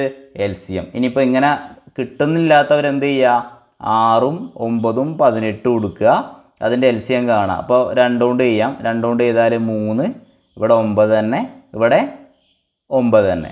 അപ്പോൾ ഇനി നമുക്ക് എന്ത് ചെയ്യാം? വീണ്ടും 3 കൊണ്ട് ചെയ്യുകയാണെന്നുണ്ടെങ്കിൽ 1 3 3. ഇനിയും ചെയ്താൽ 3 കൊണ്ട് ചെയ്താൽ 1 1 1. അപ്പോൾ നമുക്ക് ഇതാക്കുന്ന 2 × 3 × 3 എത്രയാണ്? 18. നമ്മുടെ LCM 18 എന്ന് കിട്ടി. കഴിഞ്ഞില്ല. 5 ശിഷ്ടം വരുന്നു എന്ന് പറഞ്ഞു അല്ലേ? 5 ശിഷ്ടം വരണ്ടേ? അപ്പോൾ എന്ത് ചെയ്താൽ മതി? ആ LCMനോട് ആ ശിഷ്ടം കൂട്ടിയാൽ മതി. അപ്പോൾ ഇതുപോലൊരു ചോദ്യം നിങ്ങൾക്ക് വരിക. അപ്പോൾ ഓക്കെ, ഉത്തരം പറയാം. 18 5 കൂട്ടിക്കഴിഞ്ഞാൽ 23. നമ്മുടെ ഉത്തരം എന്ന് പറയുന്നത് 23 ആയിരിക്കും. അപ്പോൾ നിങ്ങളോട് ചോദ്യം തരാണ്. കുറച്ച് സംഖ്യകൾ തന്നു. എന്നീ സംഖ്യകൾ കൊണ്ട് ഹരിക്കുമ്പോൾ ഡാഷ് ശിഷ്ടം വരുന്ന ഏറ്റവും ചെറിയ സംഖ്യ ഏത് എന്ന് ചോദിച്ചു കഴിഞ്ഞാൽ നമ്മൾ എന്ത് ചെയ്യുക? ആദ്യം നേരെ LCM കാണുക, എന്നിട്ട് അതേ കൂട്ടണം എന്ത്? ശിഷ്ടം. നമ്മളെ ശിഷ്ടം ഏതാണ് അത് കൂട്ടിയാൽ നമ്മുടെ ഉത്തരമായി. സിമ്പിൾ ചോദ്യമല്ലേ? അടുത്ത ചോദ്യത്തിലേക്ക് പോവാം. അടുത്ത ചോദ്യം നോക്കാം. ഹരി തൻ്റെ കാർ 54 km/മണിക്കൂർ വേഗത്തിൽ 20 മിനിറ്റ് ഓടിച്ചു എങ്കിൽ ഹരി സഞ്ചരിച്ച ദൂരം എത്ര? ഈ ഒരു ടൈപ്പ് ചോദ്യമാണ് ഞാൻ നിങ്ങൾക്ക് പ്രതീക്ഷിക്കുന്നത് കേട്ടോ. ഹരി തൻ്റെ കാറ് 54 km/മണിക്കൂർ വേഗത്തിൽ 20 മിനിറ്റ് ഓടിച്ചു എങ്കിൽ ഹരി സഞ്ചരിച്ച ദൂരം എത്ര എന്നാണ് ചോദിച്ചിട്ടുള്ളത്. എങ്ങനെ ചെയ്യാം? വളരെ സിമ്പിളാണ്. ഇക്വേഷൻ ആദ്യം ഒന്ന് ഓർത്ത് വയ്ക്കുക. ഇക്വേഷൻ ഓർക്കാൻ ഞാൻ പറഞ്ഞു, ഇങ്ങനെ ട്രയാങ്കിൾ ഓർത്തിട്ട് പഠിച്ച് സെറ്റായതിന് ശേഷം ഈ ട്രയാങ്കിൾ മറക്കുക. അപ്പോൾ അതാക്കുന്നത് DST എന്ന് എഴുതി. നമുക്ക് വേണ്ടത് ദൂരമാണ് വേണ്ടത്, ഈ D ആണ് വേണ്ടത്. ദൂരം കാണാൻ എന്താണത്? എസ്, അതിൻ്റെ നേരെ തന്നെ T. അപ്പോൾ ഒരു ഗുണനം എസ് ഗുണിക്കണം ടൈം. എസ് എന്ന് പറഞ്ഞാൽ എന്താ? സ്പീഡ് ഗുണിക്കണം ടൈം. അപ്പോൾ ദൂരം കാണാൻ എന്ത് ചെയ്താൽ മതി? ദൂരം സമം എന്ത് ചെയ്യുക? വേഗത എത്രയാ? 54 ഗുണിക്കണം സമയം എത്രയാ? 20. നേരെ ഗുണിച്ച് എഴുതിയാൽ ഉത്തരം തെറ്റും. കാരണം ഇത് km/മണിക്കൂറും ഇത് മിനിറ്റുമാണ്. അപ്പോൾ നമ്മൾ ഒന്നുകിൽ എന്ത് ചെയ്യണം? km/മണിക്കൂർ ഒന്നുകിൽ m/s ആക്കുക, അതുപോലെ തന്നെ മിനിറ്റിനെ സെക്കൻഡ് ആക്കിയിട്ട് ചെയ്യണം. അല്ല എങ്കിൽ എന്ത് ചെയ്യാം? വളരെ സിമ്പിളായിട്ട് നമ്മുടെ ഓപ്ഷനിൽ നോക്കുക. ഓപ്ഷനിൽ നോക്കുമ്പോൾ ഉത്തരം കിലോമീറ്ററിലാണ് കാണുന്നത്. അപ്പോൾ നമ്മൾ എന്ത് ചെയ്താൽ മതി? ഈ മിനിറ്റിനെ എന്താക്കുക? മണിക്കൂറാക്കുക. മിനിറ്റിനെ മണിക്കൂറാക്കാൻ എന്ത് ചെയ്താൽ മതി? നേരെ മിനിറ്റിനെ മണിക്കൂറാക്കാൻ ഡിവൈഡഡ് ബൈ 60 ചെയ്താൽ മതി. എത്ര മിനിറ്റാണ് ഒരു മണിക്കൂർ? 60 മിനിറ്റാണ് ഒരു മണിക്കൂർ. അപ്പോൾ അതുകൊണ്ട് തന്നെ മിനിറ്റിനെ മണിക്കൂറാക്കാൻ വേണ്ടിയിട്ട് എന്ത് ചെയ്താൽ മതി? 60 കൊണ്ട് ഹരിച്ചാൽ മതിയാകും. അപ്പോൾ അതേക്കുന്ന 54 km/മണിക്കൂർ ഗുണിക്കണം 20 മിനിറ്റിനെ മണിക്കൂറിലേക്ക് മാറ്റുന്നു. ഇനി ഈ പൂജ്യവും വെട്ടിപ്പോയി. നോക്ക്, 54 × 2/6 ഇത് എവിടെ വെട്ടാലോ? 9 6 54. 9 6 54. 9 × 2 18 കിലോമീറ്റർ. നമ്മുടെ ഉത്തരം 18 കിലോമീറ്റർ. ഇനി ഇത് കുറച്ചുകൂടി സ്പീഡ് ചെയ്യാം. അതിന് 20 മിനിറ്റ് എന്ന് പറയുന്നത് 1/3 മണിക്കൂറാണ് എന്ന് ഓർക്കാൻ കഴിയണം. അതുപോലെ 30 മിനിറ്റ് എന്ന് പറയുന്നത് എന്താണ്? 1/2 മണിക്കൂറാണ് എന്ന് ഓർക്കാൻ നിങ്ങൾക്ക് കഴിയണം. അതുപോലെ 45 മിനിറ്റ് എന്ന് പറഞ്ഞാൽ അതെന്താണ്? 3/4 മണിക്കൂറാണ് എന്ന് ഓർക്കാൻ നിങ്ങൾക്ക് കഴിയണം. അങ്ങനെ കഴിയില്ല, എന്ത് ചെയ്യുക? നേരെ ഹരിക്കുക 60 കൊണ്ട് എന്നിട്ട് ചെയ്താൽ നിങ്ങൾക്ക് ഉത്തരം കിട്ടും. കിട്ടുന്നുണ്ടോ? ഇത് എക്സാമിന് തലേന്നായതുകൊണ്ടാണ് ഇങ്ങനെ പറയുന്നത് കേട്ടോ. അല്ല വെച്ചാൽ കുറച്ചുകൂടി സമയമെടുത്ത് നമുക്ക് പറയാമായിരുന്നു. അടുത്ത ചോദ്യത്തിലേക്ക് പോവാം. അടുത്ത ചോദ്യം നോക്കാം. രണ്ടു സംഖ്യകളുടെ തുക 1444 അവയുടെ വ്യത്യാസം 156 വലിയ സംഖ്യ ഏതാണ് എന്നാണ് ചോദിച്ചത്. രണ്ട് സംഖ്യകളുടെ തുക തന്നു, അതുപോലെ വ്യത്യാസവും തന്നിട്ട് വലിയ സംഖ്യ ചോദിച്ചാൽ വളരെ സിമ്പിളാണ്. വലിയ സംഖ്യ കാണാൻ എന്ത് ചെയ്താൽ മതി എന്നറിയോ? തുക വലുതാണെങ്കിൽ കൂട്ടണം, വ്യത്യാസം ഡിവൈഡഡ് ബൈ 2. അതായത് തുകയും വ്യത്യാസം കൂട്ടി അതിൻ്റെ പകുതി എടുത്താൽ മതിയെന്ന്. അപ്പോൾ ഇവിടുത്തെ കേസിൽ 1444 ആണല്ലോ തുക, അതിൻ്റെ വ്യത്യാസം എന്ന് പറയുന്നത് 156 ആണല്ലോ. ഇത് രണ്ടും കൂട്ടി അതിൻ്റെ പകുതി എടുത്താൽ മതി. 1444 156 കൂട്ടിയാൽ എത്ര കിട്ടുക? 1600 കിട്ടുക. 1600 കിട്ടുക. ഡിവൈഡഡ് ബൈ 2 എത്ര ഉത്തരം? 800. അപ്പോൾ വലിയ സംഖ്യ 800. ഇനിയിപ്പോൾ ചെറിയ സംഖ്യ കാണാൻ പറഞ്ഞു കഴിഞ്ഞാൽ വേണമെങ്കിൽ നിങ്ങൾക്ക് എന്ത് ചെയ്താൽ മതി? 1444 ഈ 800 കുറച്ചാൽ മതി. ഇനി അല്ലാതെ വേണമെന്നുണ്ടെങ്കിൽ വളരെ പെട്ടെന്ന് തന്നെ നമുക്ക് വേറെ ഒരു രീതിയിലും ചെയ്യാം. ചെറിയ സംഖ്യയാണ് ചോദിക്കുന്നതെന്നുണ്ടെങ്കിൽ എന്ത് ചെയ്യുക? തുക കഴിഞ്ഞിട്ട് നമ്മളിവിടെ കൂട്ടല്ലേ ചെയ്തത്, വലുത് ചോദിച്ചപ്പോൾ കുറച്ചാൽ മതി. കുറയ്ക്കണം, വ്യത്യാസം ഡിവൈഡഡ് ബൈ 2. നേരെ നോക്കിക്കോ, 1444 കുറയ്ക്കണം 156 ഡിവൈഡഡ് ബൈ 2. 1444 156 കുറച്ചാൽ നമുക്ക് എന്ത് കിട്ടും? 1288 കിട്ടും. 1288 കിട്ടും. അതിൻ്റെ പകുതി എത്ര? 644. സംഭവം സിമ്പിളല്ലേ? അപ്പോൾ ആകെ ഇത് മാത്രം ഒന്ന് ഓർത്താൽ മതി. വലിയ സംഖ്യ കാണാൻ പറയുകയാണെന്നുണ്ടെങ്കിൽ എന്ത് ചെയ്യാം, തുക കൂട്ടണം വ്യത്യാസം ഡിവൈഡ് ബൈ 2. ചെറിയ സംഖ്യ കാണാൻ പറഞ്ഞാൽ തുക കുറയ്ക്കണം വ്യത്യാസം ഡിവൈഡ് ബൈ 2. ഓക്കെ, അപ്പോൾ അടുത്ത ചോദ്യത്തിലേക്ക് പോവാണ്. അടുത്ത ചോദ്യം നോക്കാം. 2 സ്ഥാനാർത്ഥികൾ മാത്രമുള്ള ഒരു ഇലക്ഷനിൽ 43% വോട്ട് കിട്ടിയ സ്ഥാനാർത്ഥി 7700 വോട്ടിന് പരാജയപ്പെട്ടു. അസാധു വോട്ടുകൾ ഒന്നും തന്നെ ഇല്ലെങ്കിൽ ആകെ പൂൾ ചെയ്ത വോട്ട് എത്ര എന്നാണ് ചോദിച്ചിട്ടുള്ളത്. വളരെ സിമ്പിളായിട്ടുള്ള ഒരു ചോദ്യമാണ്. പക്ഷേ കൺഫ്യൂസിങ് ആണോ എന്ന് ചോദിച്ചു കഴിഞ്ഞാൽ കൺഫ്യൂസിങ് ആണ് താനും. പക്ഷെ നോക്കിക്കോ, ഇതിങ്ങനെ നോക്കിക്കോ. 2 സ്ഥാനാർത്ഥികൾ മാത്രമുള്ള ഒരു ഇലക്ഷനിൽ 43% വോട്ട് കിട്ടിയ സ്ഥാനാർത്ഥി 7700 വോട്ടിന് പരാജയപ്പെട്ടു. ഇയാൾക്ക് 43% വോട്ടാണ് കിട്ടിയതെങ്കിൽ മറ്റേ സ്ഥാനാർത്ഥിക്ക് എത്ര ശതമാനം വോട്ട് കിട്ടിയിട്ടുണ്ടായിരിക്കും? അത് കാണാൻ വലിയ സയൻസ് ഒന്നും പറയണ്ട. ഈ 100% ആണല്ലോ മൊത്തം വോട്ട്. അതൊന്ന് ഈ 43 കുറച്ചാൽ മതി. അപ്പോൾ ഈ 100 43 കുറച്ചാൽ എത്ര കിട്ടും? 100 43 കുറച്ചാൽ 57 എന്ന് കിട്ടും. 57% എന്ത് ആർക്കുള്ളത്? ആ ജയിച്ച സ്ഥാനാർത്ഥിക്ക് കിട്ടിയ വോട്ട് അല്ലേ? 57% എന്ത് ജയിച്ച സ്ഥാനാർത്ഥിക്ക് കിട്ടിയ വോട്ട്. ഇനി എങ്ങനെ പറഞ്ഞത്? എത്ര വോട്ടിനാണ് ജയിച്ചത്? 7700 വോട്ടിനാണ് ജയിച്ചത്. 7700 വോട്ടിനാണ് ജയിച്ചത്. അത് എത്ര ശതമാനമാണെന്ന് കണ്ടുപിടിച്ചാൽ പോരെ. അപ്പോൾ നോക്ക്, 43% വോട്ട് കിട്ടിയ സ്ഥാനാർത്ഥിയേക്കാൾ എത്ര ശതമാനം കൂടുതലാണ് 57% വോട്ട് കിട്ടിയ ആൾക്ക്? അത് കാണാൻ എന്ത് ചെയ്താൽ മതി? ഈ 57%-ൽ നിന്ന് ഈ 43% കുറച്ചാൽ മതിയാകും. 57-ൽ നിന്ന് 43 കുറച്ചാൽ എത്രയാ? 14%. ഈ 14% എന്ന് പറയുന്നതാണ് എന്ത്? ഈ 14% എന്ന് പറയുന്നതാണ് എന്ത്? 7700. നമുക്ക് എത്ര ശതമാനം വേണം? ആകെ പൂൾ ചെയ്ത വോട്ടാണ് വേണ്ടത്. അത് എത്ര മൊത്തത്തിൽ? 100%. വോട്ടിങ് 100%. അത് എത്രയെന്നാണ് ചോദ്യം. എന്ത് ചെയ്താൽ മതി? നേരെ ദേ എന്താ നമ്മളെപ്പോഴും ചെയ്യണം, അതന്നെ ചെയ്താൽ മതി. നേരെ ക്രോസ് ഗുണിക്കുക. ഇയാളെ കാണാൻ വേണ്ടി നേരെ ക്രോസ് ഗുണിക്കുക. എന്ത്? 7700 ഗുണിക്കണം ദേ 100 ഡിവൈഡഡ് ബൈ 14. ഇതാകുന്ന വെട്ടാൻ വേണമെന്നുണ്ടെങ്കിൽ വെട്ടാം, ഇവിടെ തന്നെ വെട്ടാം. വെട്ടിക്കഴിഞ്ഞാൽ 14 എന്ന് പറഞ്ഞു കഴിഞ്ഞാൽ നിങ്ങൾക്കറിയാം 2 × 7. അപ്പോൾ 7 കൊണ്ട് വെട്ടുകയാണെന്നുണ്ടെങ്കിൽ ഇത് എത്രയായി?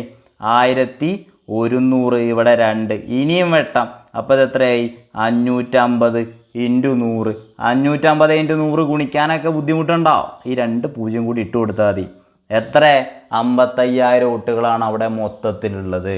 അപ്പോൾ ഇതിൽ ആകെ ശ്രദ്ധിക്കേണ്ട ഒരൊറ്റ കാര്യമുള്ളൂ. എന്താ ശ്രദ്ധിക്കേണ്ടത്?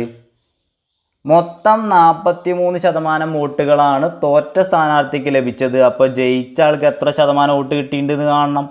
അതിനെന്ത് ചെയ്യും? 100-ൽ നിന്ന് 43 കുറയ്ക്കും. അപ്പോൾ 57% ആർക്ക്? ജയിച്ച ആൾക്ക് കിട്ടിയത്.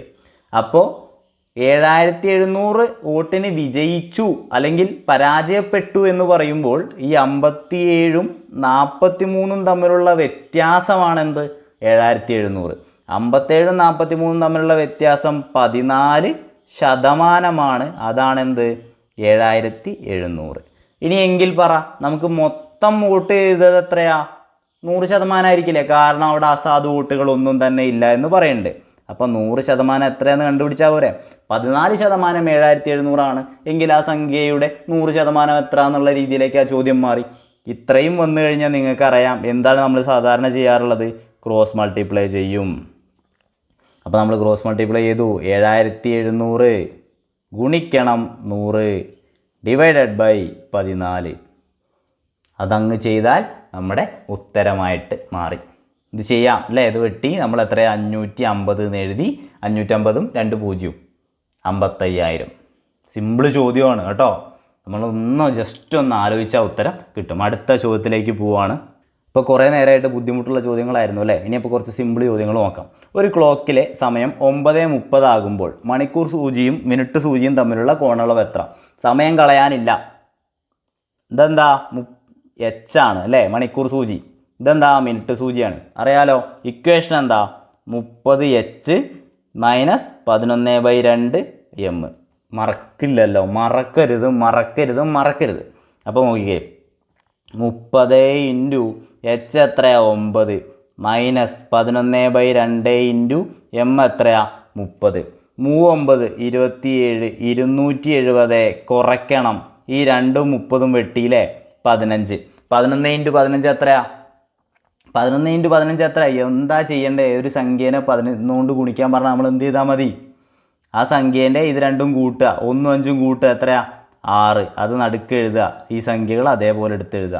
165. 270 നിന്ന് 165 കുറച്ചാൽ എത്ര കിട്ടും? 105 എന്ന് കിട്ടും. 105 ഡിഗ്രിയാണ് എന്ത് 9:30 ആകുമ്പോഴുള്ള മണിക്കൂർ സൂചിയും മിനിറ്റ് സൂചിയും തമ്മിലുള്ള കോണുകൾ. ആകെ പഠിക്കാനുള്ള എന്താ 30h - 11/2 m. ഇതെന്തായാലും നിങ്ങൾക്ക് അറിയുകയും ചെയ്യും അല്ലേ? അടുത്ത ചോദ്യത്തിലേക്ക് പോവാം. അടുത്ത ചോദ്യം, ഒരു ക്ലോക്കിലെ സമയം 4:10 ആകുമ്പോൾ മണിക്കൂർ മിനിറ്റ് സൂചികൾക്കിടയിലുള്ള കോണളവ് എത്രയായിരിക്കും? ഇക്വേഷൻ എന്താ? 30h - 11/2 m. 30h - 11/2 m. h എത്രയാ? 4. m എത്രയാ? 10. ഓക്കെ, 30 ഗുണിക്കണം 4 കുറയ്ക്കണം 11/2 m എത്രയാ? 10. ഇതാ ഈ 2ഉം 10ഉം വെട്ടി 5. അപ്പോൾ 3 4 12. 120 കുറയ്ക്കണം 11 × 5 എത്രയാ? 55. എത്രയാ ഉത്തരം? എത്രയാ? 120 നിന്ന് 55 കുറച്ചാൽ 60. 65 ഡിഗ്രി. 65 ഡിഗ്രി. സിമ്പിൾ ചോദ്യമാണ്. അടുത്ത ചോദ്യത്തിലേക്ക് പോവാണ്.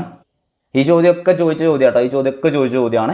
അടുത്ത ചോദ്യം, ഒരു ക്ലോക്കിലെ സമയം 6:10 ആകുമ്പോൾ മണിക്കൂർ മിനിറ്റ് സൂചികൾക്കിടയിലെ കോണളവ് എത്രയായിരിക്കും?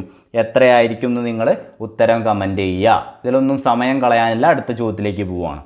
ഓക്കെ, വരിയും നിരയും എന്നുള്ള ടോപ്പിക്കിൽ നിങ്ങൾക്ക് ചോദിക്കാൻ പോകുന്ന ചോദ്യം ഈ ടൈപ്പാണ്. ഓക്കെ, വരിയും നിരയും എന്നുള്ള ടോപ്പിക്കിൽ നിങ്ങൾക്ക് ചോദിക്കാൻ പോകുന്നത് ഈ ടൈപ്പാണ്. ഞാൻ ഫസ്റ്റ് പറഞ്ഞത് എന്താണ്? ഒരു ഡിഗ്രി ലെവലിൽ നോക്കിയാൽ മതി, അല്ലെങ്കിൽ ടഫായിട്ടുള്ളൊരു ചോദ്യ പേപ്പറിൽ കാണുന്ന ചോദ്യമാണത്. ഇതാണ് പക്ഷേ നിങ്ങൾക്ക് ചോദിക്കാൻ പോണത്. ഒരു വരിയിൽ അരുണ് മുന്നിൽ നിന്ന് 4-മതും പിന്നിൽ നിന്ന് 20-മതും, മുന്നിൽ നിന്ന് 4-മതും പിന്നിൽ നിന്ന് 20-മതുമായാൽ ആ വരിയിൽ ആകെ എത്ര പേരുണ്ട്? എത്ര? മുന്നിൽ നിന്ന് 4-മത്, പിന്നിൽ നിന്ന് എത്രാമതാണ്? 20-മത്. എന്താ നമ്മൾ സാധാരണ ചെയ്യാം? മുന്നിന്നും പിന്നിന്നും ഒരു സ്ഥാനം തന്നെ തന്നു കഴിഞ്ഞാൽ ഇവ രണ്ടും കൂട്ടുന്നു. എത്ര?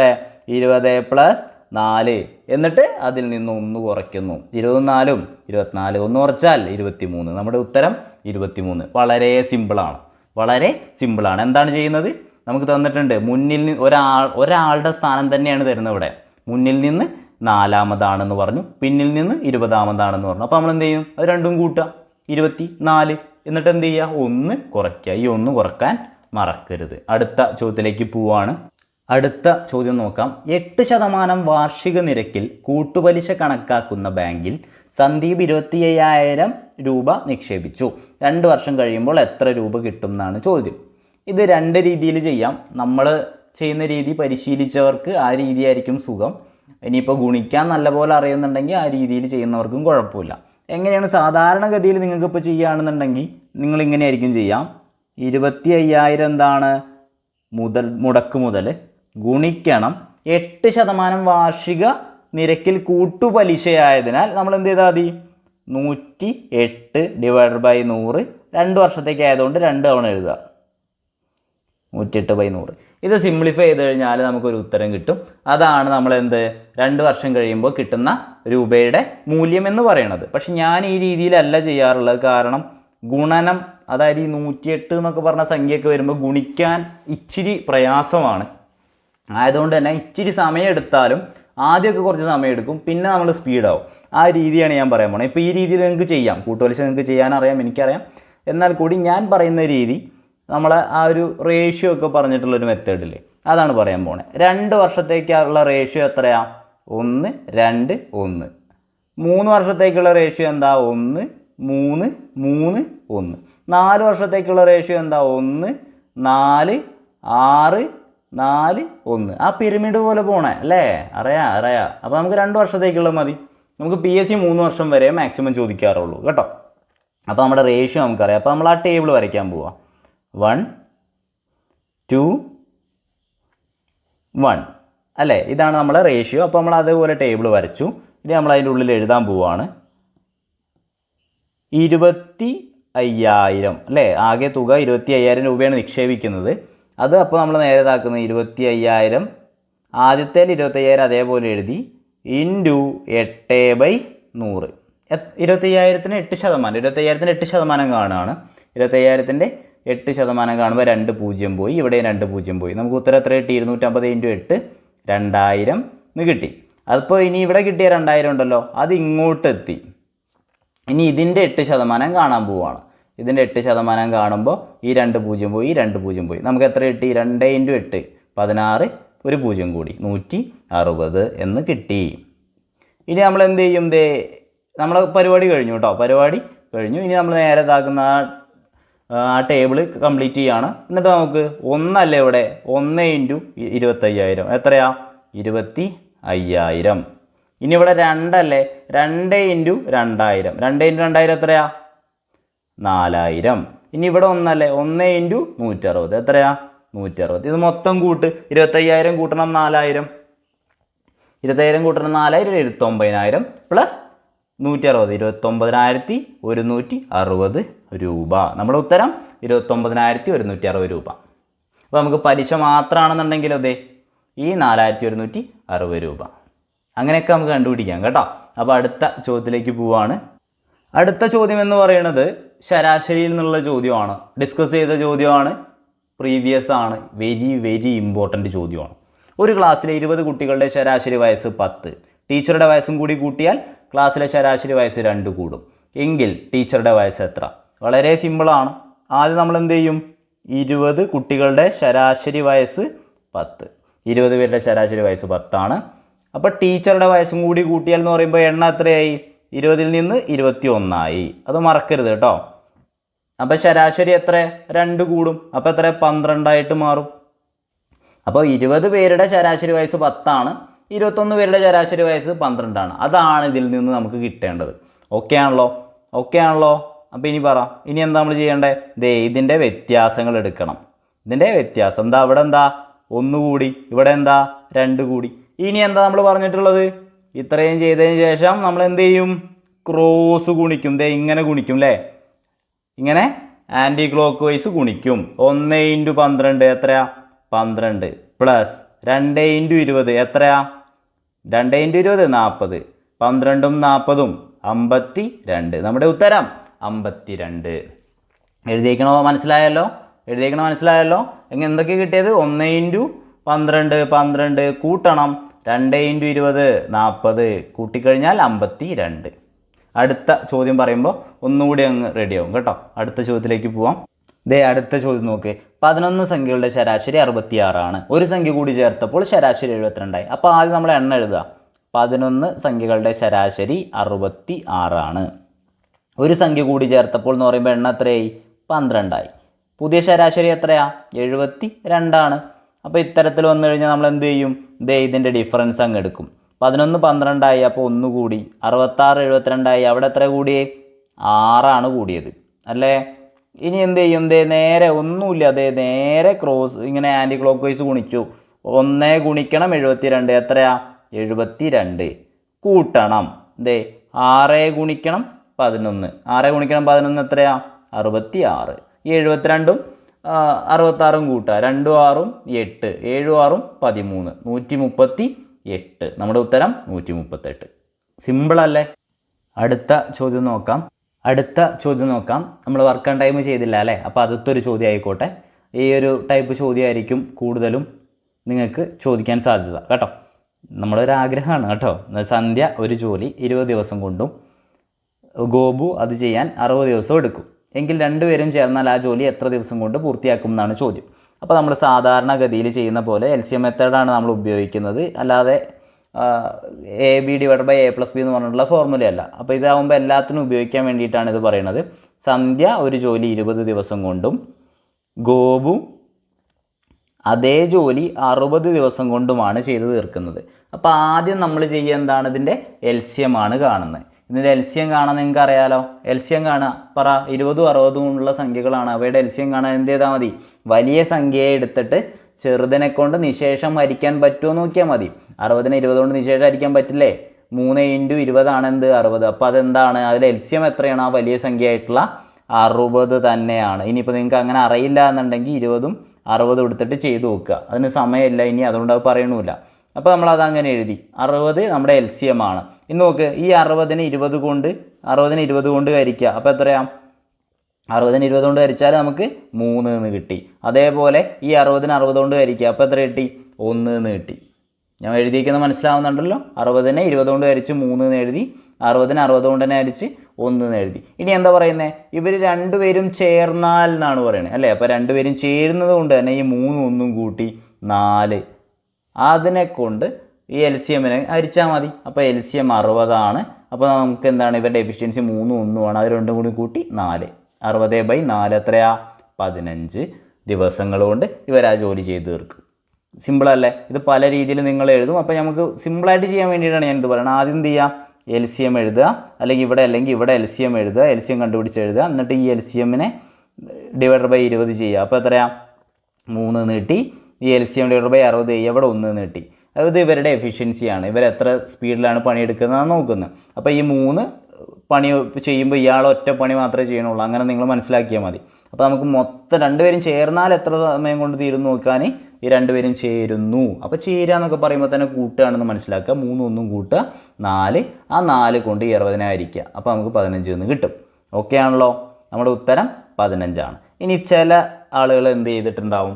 ഇക്വേഷൻ വെച്ച് പഠിച്ചിട്ടുണ്ടായിരിക്കും. ഇക്വേഷൻ എന്താ? 2 പേര് ജോലി ഇന്ന ദിവസം കൊണ്ട് A ദിവസം കൊണ്ടും B ദിവസം കൊണ്ടും ചെയ്ത് തീർക്കുന്നു എങ്കിൽ എത്ര ദിവസം വേണമെന്ന് ചോദിച്ചു കഴിഞ്ഞാൽ നമുക്കറിയാം എന്താ ചെയ്യേണ്ടേ?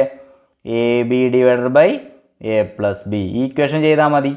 A എത്രയാണ്? 20 ആണ്. B എത്രയാണ്? 60 ആണ്. ഡിവൈഡഡ് ബൈ 20 + 60 ചെയ്താൽ എത്ര കിട്ടുക? 20 ഗുണിക്കണം 60 ഡിവൈഡഡ് ബൈ 20ഉം 60ഉം കൂട്ടിയാൽ 80. ഈ 0 പോയി. 8 6ഉം വെട്ടിയാൽ ഇവിടെ 3, ഇവിടെ 4. I4 20 അല്ലേ? I4 20, 3 5 15. നമ്മുടെ ഉത്തരം 15. ഈ രീതിയിൽ നമുക്ക് ചെയ്യാം. പക്ഷെ ഞാൻ ആ LCM മെത്തേഡ് പറയുന്നതിനുള്ള കാരണം അതെല്ലാ ടൈപ്പ് ചോദ്യങ്ങളും വർക്ക് ആൻഡ് ടൈമിലെ ചോദ്യങ്ങൾ നമുക്കത് ആ രീതിയിൽ വെച്ചിട്ട് തന്നെ ചെയ്യാൻ സാധിക്കും. അതുകൊണ്ടാണ് ഇക്വേഷൻ വെച്ച് ചെയ്യുന്നവർക്കും കുഴപ്പമില്ല, അങ്ങനെ തന്നെ ചെയ്താലും മതി കേട്ടോ. അടുത്ത ചോദ്യത്തിലേക്ക് പോവുകയാണ്. അടുത്ത ചോദ്യം ശ്രദ്ധിക്കുക, നല്ല ചോദ്യമാണ്.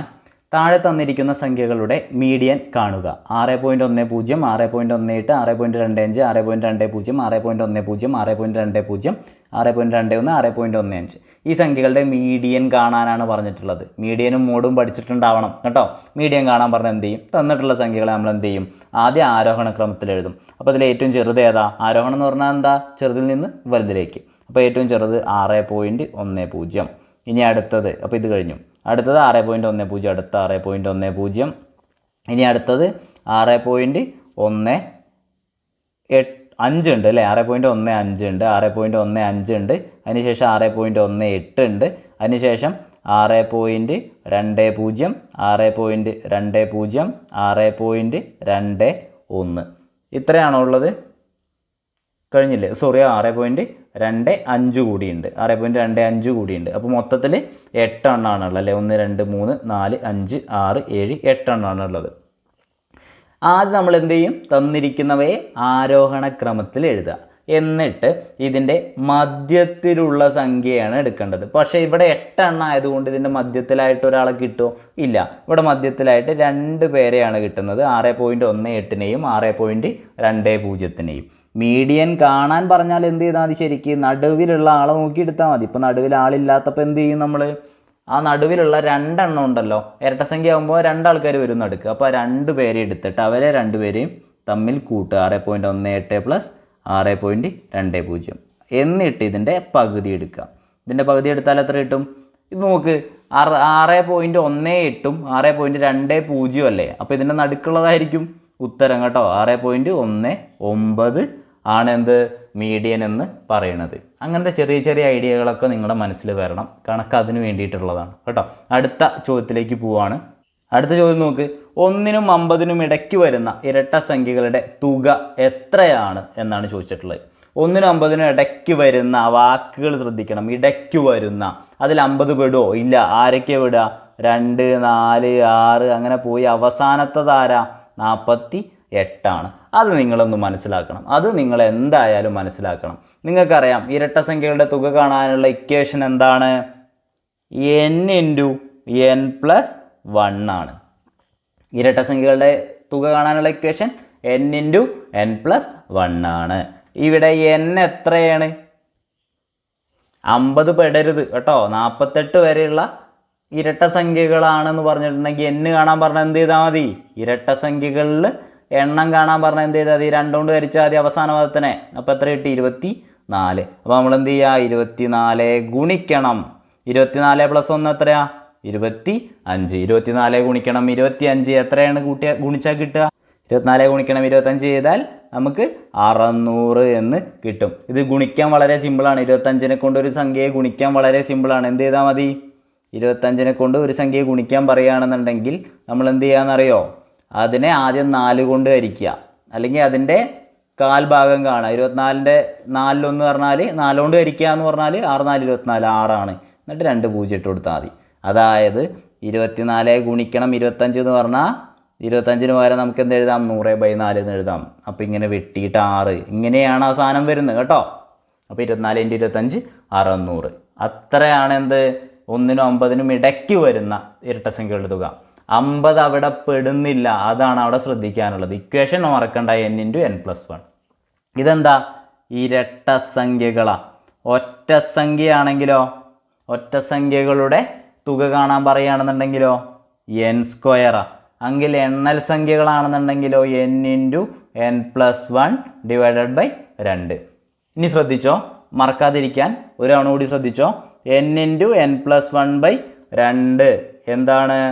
എണ്ണൽ സംഖ്യകളുടെ തുക കാണാൻ. ഇനി ഇതിൽ നിന്ന് ഈ /2 ഞാൻ മായ്ച്ചു. ഇപ്പോൾ കിട്ടിയതേക്കണ എന്താ? n into n plus 1. അതെന്താ?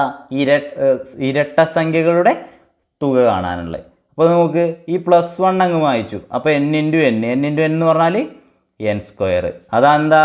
ഒറ്റ സംഖ്യകളുടെ തുക. ഒറ്റ സംഖ്യകളുടെ തുകയാണ് ആദ്യത്തെ n. ഒറ്റ സംഖ്യകളുടെ തുകയാണ് n². അപ്പോൾ ആ ഒരു ഐഡിയ കൂടി നിങ്ങളുടെ മനസ്സിൽ ഇനി ഉണ്ടാവും എന്ന് ഞാൻ വിചാരിക്കുകയാണ്. അടുത്ത ചോദ്യത്തിലേക്ക് പോവുകയാണ്. ഡയറക്റ്റ് ചോദ്യമാണ്. 2 3 4 5 എന്നീ സംഖ്യകളിൽ ഒറ്റയാൻ ആരാണെന്നാണ് ചോദിച്ചിട്ടുള്ളത്. 2 3 4 5 ആരാ ഒറ്റയാൻ? 4 ഒറ്റയാൻ. കാരണം എന്താ? മറ്റുള്ള സംഖ്യകൾ എപ്പോഴും ശ്രദ്ധിക്കണം. മറ്റേ സംഖ്യ എന്തായിരിക്കും? പ്രൈമാണ്, അഭാജ്യ സംഖ്യയാണ്. ഏറ്റവും ചെറിയ അഭാജ്യ സംഖ്യ 2. ഒരേ ഒരു ഇരട്ട അഭാജ്യ സംഖ്യ 2. ഈ കാര്യങ്ങളൊക്കെ ഓർത്ത് വയ്ക്കുന്നത് വളരെ നന്നായിരിക്കും. അടുത്ത ചോദ്യത്തിലേക്ക് പോവാണ്. അടുത്ത ചോദ്യം, ക്ലോക്കിലെ സമയം 5:10 ആയാൽ പ്രതിബിംബത്തിലെ സമയം എത്രയായിരിക്കും? ചോദ്യത്തിൽ വ്യത്യാസമുണ്ട് അല്ലേ? പ്രതിബിംബമാണ് ചോദിച്ചേക്കണേ. അപ്പോൾ എന്ത് ചെയ്യും? 5:10 അല്ലേ? നമ്മൾ നേരെ 12 മണിക്കൂർ എന്ന് പറഞ്ഞാൽ 11:60. ഇതിൽ നിന്ന് നമുക്ക് തന്നിട്ടുള്ള സമയം 5:10 കുറച്ചാൽ മതി. 11:60 നിന്ന് കുറച്ചാൽ നമുക്ക് പ്രതിബിംബത്തിലെ സമയം എത്രയാണെന്ന് കിട്ടും? 0 6 1 പോയാൽ 5, 11 5 പോയില്ല. അപ്പോൾ 11 5 പോയാൽ 6:50 ആയിരിക്കും എന്ത്? പ്രതിബിംബത്തിലെ സമയം. ക്ലോക്കിലെ സമയം 5:10 ആകുമ്പോൾ പ്രതിബിംബത്തിലെ സമയം 6:50 ആയിരിക്കും. സിമ്പിളാണല്ലോ. എന്ത് ചെയ്യുന്നു? 11:60 നിന്ന് നമുക്ക് തന്നിട്ടുള്ളത് കുറയ്ക്കുന്നു. അടുത്ത ചോദ്യത്തിലേക്ക് പോവാണ്. അടുത്ത ചോദ്യം നോക്കുക. 2000 ജനുവരി 1 ശനിയാണെങ്കിൽ 2006 ജനുവരി 1 ഏത് ദിവസം ആയിരിക്കും? നല്ല ചോദ്യമാണ്, പ്രീവിയസ് ആണ്, വളരെയധികം ചോദിച്ച ചോദ്യമാണ്. ഇതിൽ ശ്രദ്ധിക്കേണ്ട ഒരൊറ്റ കാര്യം നോക്ക്.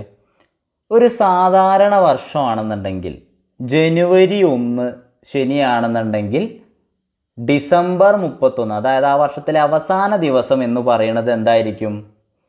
അതേ ദിവസം തന്നെ ആയിരിക്കും. ശനിയാണെങ്കിൽ ശനി തന്നെ ആയിരിക്കും. അപ്പോൾ ഇനി വ്യത്യാസമുള്ളത് എവിടെയാ? അതിവർഷങ്ങളിൽ. അപ്പോൾ അതിവർഷമാണ് എങ്കിൽ ഒരൊറ്റ ദിവസം അങ്ങോട്ട് മാറും. ഞാൻ പറഞ്ഞ കാര്യം മനസ്സിലായല്ലോ. സാധാരണ വർഷങ്ങളാണെന്നുണ്ടെങ്കിൽ ശനി ആണ് ഒരു ദിവസം. ജനുവരി 1 ശനിയാണെന്നുണ്ടെങ്കിൽ ഡിസംബർ 31 എന്തായിരിക്കും? ശനി തന്നെ ആയിരിക്കും. പക്ഷേ അതിവർഷങ്ങളാണെന്നുണ്ടെങ്കിൽ ഒന്ന് അങ്ങോട്ട് മാറും. ജനുവരി 1 ശനിയാണെന്നുണ്ടെങ്കിൽ ഡിസംബർ 31 എന്തായിരിക്കും? ഞായറായിരിക്കും. ആ ഒരു ഐഡിയ മാത്രം നിങ്ങളുടെ കയ്യിലുണ്ടായാൽ അത് ഇത് ചെയ്യാൻ കേട്ടോ. അപ്പോൾ നോക്കിയാലോ, 2000 ജനുവരി 1 എന്താണ്? ശനിയാണ് അല്ലേ? അപ്പോൾ 2000 ഡിസംബർ 31 എന്താണ്? ശനി തന്നെയാണ്. അപ്പോൾ 2001 ജനുവരി 1 എന്തായിരിക്കും? 2001 ജനുവരി 1 എന്തായിരിക്കും? ഇത് ശനിയാണെന്നുണ്ടെങ്കിൽ ഡിസംബർ 31 ശനിയാണ്, അപ്പോൾ ഇത് ഞായർ ആണോ? അല്ല, അവിടെയാണ് പ്രശ്നം. എന്ത്? 2000 അതിവർഷമാണ്. 2000 അതിവർഷമായതുകൊണ്ട് തന്നെ 2000 ഡിസംബർ 31 എന്ന് പറയുന്നത് ശനിയാഴ്ചയല്ല വരിക, ഞായറാഴ്ചയാണ് വരിക. അതുകൊണ്ട് തന്നെ 2001 ജനുവരി 1 എന്ന് പറയുന്നത് തിങ്കളാണ്. 2001 ജനുവരി 1 എന്ന് പറയുന്നത് തിങ്കളാണ്. സാധനം മനസ്സിലായല്ലോ? ഇനി പറ, 2002 ജനുവരി 1 എന്തായിരിക്കും? 2001 ഡിസംബർ 31 തിങ്കൾ തന്നെ ആയിരിക്കും. അപ്പോൾ ഇതെന്തായിരിക്കും? ചൊവ്വ. അപ്പോൾ ഇനി പറ, 2003 ജനുവരി 1 എത്രയാണ്? 2004 ജനുവരി 1 എത്രയാണ്? 2005 ജനുവരി 1 എത്രയാണ്? നമുക്ക് വേണ്ട 2006 ജനുവരി 1 എത്രയാണ്? ഇനി പറ, 2003 ജനുവരി 1 ഇത് ചൊവ്വയാണെങ്കിൽ ബുധൻ. ഇത് 2004 ജനുവരി 1 എന്താണ്? ഇത് ബുധനാണെന്നുണ്ടെങ്കിൽ ഇത് ബുധൻ കഴിഞ്ഞ അടുത്തത് വ്യാഴം. പക്ഷേ 2004 ഒരു അതിവർഷമാണ്. 2004 അതിവർഷമാണ്. അപ്പോൾ എന്ത് ചെയ്യും? അതിവർഷമാണോ നോക്കാൻ എന്ത് ചെയ്താൽ മതി? 4 കൊണ്ട് പോവോ നോക്കിയായി. ഈ 4 കൊണ്ട് പോകാൻ നോക്കിയായി അല്ലേ? ലാസ്റ്റത്തെ 2 0 വരികയാണെന്നുണ്ടെങ്കിൽ എന്ത് ചെയ്യണം? 400 കൊണ്ട് പോകുമെന്ന് നോക്കണം കേട്ടോ. അപ്പോൾ അതും കൂടി ഒന്ന് ശ്രദ്ധിക്കുക. അപ്പോൾ ഇനി നോക്ക്, 2005 ജനുവരി 1 വരുമ്പോൾ വെള്ളിയാണോ വരിക? അല്ല. 2004 ജനുവരി 1 വ്യാഴമാണ്. 2004 ഡിസംബർ 31 വ്യാഴം അല്ല വരിക, എന്താ വരിക? വെള്ളിയാണ് വരിക. അപ്പോൾ 2005 ജനുവരി 1 എന്ത് വരും? ശനിയാണ് വരിക. അപ്പോൾ അടുത്തത് 2006 ജനുവരി 1 എന്ത് വരും? ഞായറാണ് വരിക. നമ്മുടെ ഉത്തരം ഞായർ. സിമ്പിളുള്ള ചോദ്യമാണ് അല്ലേ? സിമ്പിൾ ചോദ്യമാണ്. അടുത്ത ചോദ്യത്തിലേക്ക് പോവാം. അടുത്ത ചോദ്യം നോക്ക്, 1x2, 2x3, 3x4 ഇങ്ങനെ ഒരു ശ്രേണിയുണ്ട്.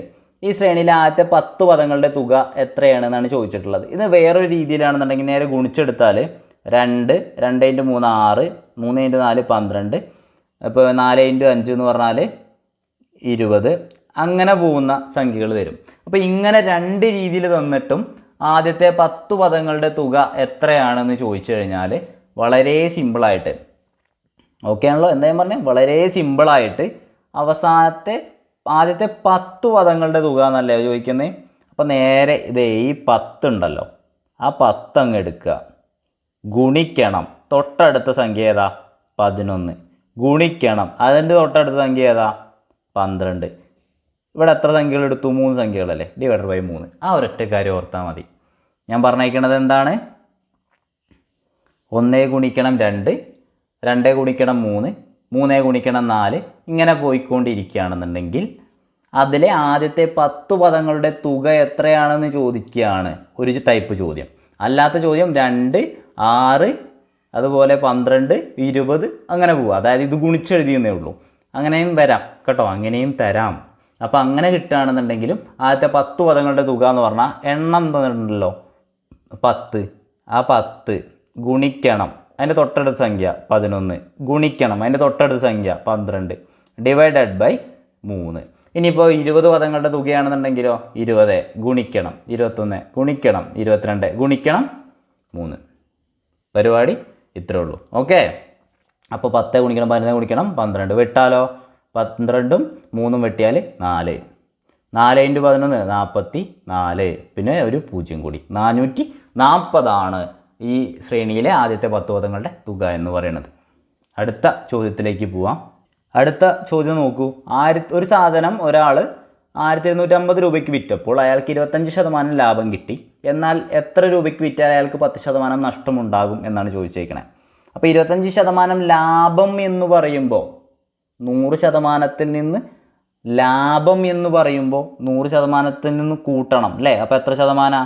25%. 100 കൂട്ടിയാൽ 125% എന്ന് പറയുന്നത് എന്താണ്? 1250 രൂപയാണ്. നമ്മൾ പറഞ്ഞെന്ത് എത്ര രൂപയ്ക്ക് വിറ്റാൽ അയാൾക്ക് 10% നഷ്ടം ഉണ്ടാവും എന്നാ ചോദ്യം. അപ്പോൾ 10% നഷ്ടം എന്ന് പറയുമ്പോൾ കുറവാണ്. അപ്പോൾ എന്ത് ചെയ്യും? 100ന്ന് 10 കുറയ്ക്കുക. അപ്പോൾ എത്രയാ? 90% എത്രയാണ് എന്ന് കണ്ടാൽ മതിയാകും നമ്മുടെ ഉത്തരം കിട്ടാൻ അല്ലേ? അപ്പോൾ ഇനി നേരെ എന്ത് ചെയ്യുക? ക്രോസ് ഗുണിക്കുക. നേരെ ക്രോസ് ഗുണിക്കുക. ക്രോസ് ഗുണിക്കുമ്പോൾ ഇവിടെ ആളില്ല, അത് ശ്രദ്ധിക്കണം. അപ്പോൾ 1250 ഗുണിക്കണം 90 ഡിവൈഡഡ് ബൈ 125. ഇവിടെ ആളില്ല, അയാളെ നമ്മൾ കാണുന്നത് അല്ലേ? 125ഉം ഈ 125ഉം വെട്ടി. അപ്പോൾ ബാക്കി ഇവിടെ 10 മാത്രം. 90 × 10 എത്ര? 900 രൂപയ്ക്കാണ് വിൽക്കുന്നത് വെച്ചാൽ അയാൾക്ക് എന്തുണ്ടാവും? 10% നഷ്ടം ഉണ്ടാവും. എന്താ ചെയ്തത്? 25% ലാഭമാണ് എന്ന് പറഞ്ഞാൽ നമ്മൾ എന്ത് ചെയ്യുക? 100 + 25 കൂട്ടുക. 10% നഷ്ടമാണെന്ന് പറഞ്ഞാൽ എന്ത് ചെയ്യുക? 100 കുറയ്ക്കണം 10. നഷ്ടം എന്ന് പറഞ്ഞാൽ കുറയ്ക്കുക, ലാഭം എന്ന് പറഞ്ഞാൽ കൂട്ടുക. ആ ഒരൊറ്റ കോൺസെപ്റ്റ്. ഓക്കെ, അടുത്ത ചോദ്യത്തിലേക്ക് പോവാം. അടുത്ത ചോദ്യം, ഒരു സമപാർശ്വ ത്രികോണത്തിലെ തുല്യമല്ലാത്ത കോൺ 80 ഡിഗ്രി ആയാൽ തുല്യമായ കോണുകളുടെ അളവ് എത്ര? നിങ്ങളൊരു കാര്യം ശ്രദ്ധിക്കണം. ഒരു ത്രികോണം എന്ന് പറഞ്ഞാൽ അതിൻ്റെ കോണുകളുടെ ആന്തരിക കോണുകളുടെ അളവ് എന്ന് പറയുന്നത് എത്രയായിരിക്കും? ത്രികോണത്തിൻ്റെ ഒരു ത്രികോണം, സാധാ ഒരു ത്രികോണം പറയാം. എങ്ങനത്തെ ത്രികോണം വേണമെന്നുണ്ടെങ്കിലും പറയാം. ഏതൊരു ടൈപ്പ് ത്രികോണമാണെന്നുണ്ടെങ്കിലും അതിൻ്റെ ഉള്ളിലുള്ള കോണുകളുടെ തുക എന്ന് പറയുന്നത് ഇപ്പോഴും എന്തായിരിക്കും? 180 ഡിഗ്രി ആയിരിക്കും അല്ലേ? 180 ഡിഗ്രി ആയിരിക്കും. അപ്പോൾ ഇവിടെ നമ്മളോട് പറഞ്ഞിട്ടുണ്ട് സമപാർശ്വ ത്രികോണത്തിലെ സമപാർശ്വ ത്രികോണം. എന്താ ഒരു സമപാർശ്വ ത്രികോണം എന്ന് അറിയണം അല്ലേ? ഒരു സമപാർശ്വ ത്രികോണം എന്ന് പറഞ്ഞു കഴിഞ്ഞാൽ രണ്ട് വശങ്ങളും രണ്ട് കോണുകളും തുല്യമായ ത്രികോണങ്ങളാണ് എന്ത്? സമപാർശ്വ ത്രികോണങ്ങൾ. അപ്പോൾ ഇവിടെ പറഞ്ഞു തുല്യമല്ലാത്ത കോണ് ഇത് എത്രയാണ്? 80 ഡിഗ്രി. അപ്പോൾ തുല്യമായ രണ്ട് കോണുകളുണ്ട്. അപ്പോൾ അതിൻ്റെ അളവ് എത്രയാണ് എന്നാണ് കാണേണ്ടത് അല്ലേ? ഇത് 80 ആണെങ്കിൽ ഇത് മൊത്തത്തിൽ, അതായത് ഇത് 80 ആണ്, ഇത് എ എന്നും ഇത് ബി എന്നും എടുക്കുകയാണെന്നുണ്ടെങ്കിൽ ഇത് എയും ബിയും കൂടിയും കൂട്ടിയാൽ എത്ര ഉണ്ടാവും? മൊത്തം ത്രികോണം എത്രയാ? 180 ഡിഗ്രിയാണ്. അപ്പോൾ ഈ 180ൽ നിന്ന് 80 കുറച്ചാൽ 100 ഡിഗ്രി എന്ന് കിട്ടും അല്ലേ? അതായത് ഈ കോണും കൂട്ടിയാൽ കിട്ടുന്നതാണ് എന്ത്? 100 ഡിഗ്രി. ആ രണ്ട് കോണുകളുടെയും പ്രത്യേകത എന്താ? ആ രണ്ട് കോണുകളും തുല്യമാണ്.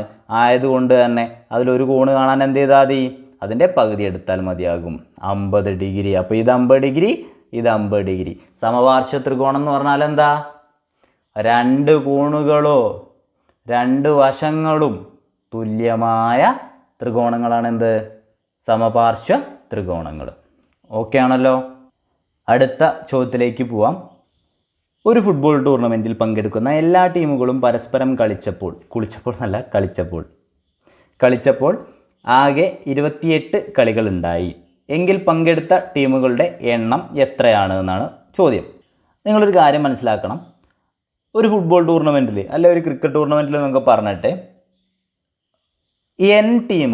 ടീമുകളുടെ എണ്ണം എത്രയാണ്? n എന്ന് എടുക്കുകയാണെന്നുണ്ടെങ്കിൽ അവരെല്ലാ ടീമുകളോടും പരസ്പരം കളിക്കുകയാണെന്നുണ്ടെങ്കിൽ ആകെ കളികളുടെ എണ്ണം എന്ന് പറയുന്നത് n × n-1/2 ആയിരിക്കും. ഈ ഇക്വേഷൻ നിങ്ങൾ വേറൊരു സ്ഥലത്ത് കണ്ടിട്ടുണ്ട് അല്ലേ?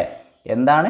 ഒരു ഫുട്ബോൾ ടൂർണമെൻറ്റിൽ പങ്കെടുക്കുന്ന എല്ലാ ടീമുകളും പരസ്പരം കളിച്ചാൽ അവയുടെ എണ്ണം കാണാൻ എന്ത് ചെയ്താൽ മതി? n × n-1/2 ചെയ്താൽ മതി. ആകെ എത്ര കളികളുണ്ടായി? 28. അത് 28 എന്നാണ് തന്നിട്ടുള്ളത്. n × n-1/2 എന്ന് പറയുന്നത് 28 ആണെങ്കിൽ n × n-1 എത്രയാണ്? ഈ 2 ഇങ്ങോട്ട് പോയി അല്ലേ? അപ്പോൾ 28 × 2 എന്നായിട്ട് അത് മാറി. ഇവിടെ ഡിവൈഡഡ് ബൈ 2 ആണ്. സമത്തിൻ്റെ അപ്പുറത്തോട്ട് പോകുമ്പോൾ ഗുണിക്കണം എന്നാവും. 28 × 2 എത്രയാ? 56. സോറി, ഇവിടെ n × n-1 ആണ്. n × n-1 എന്ന് പറയുന്നത് 56.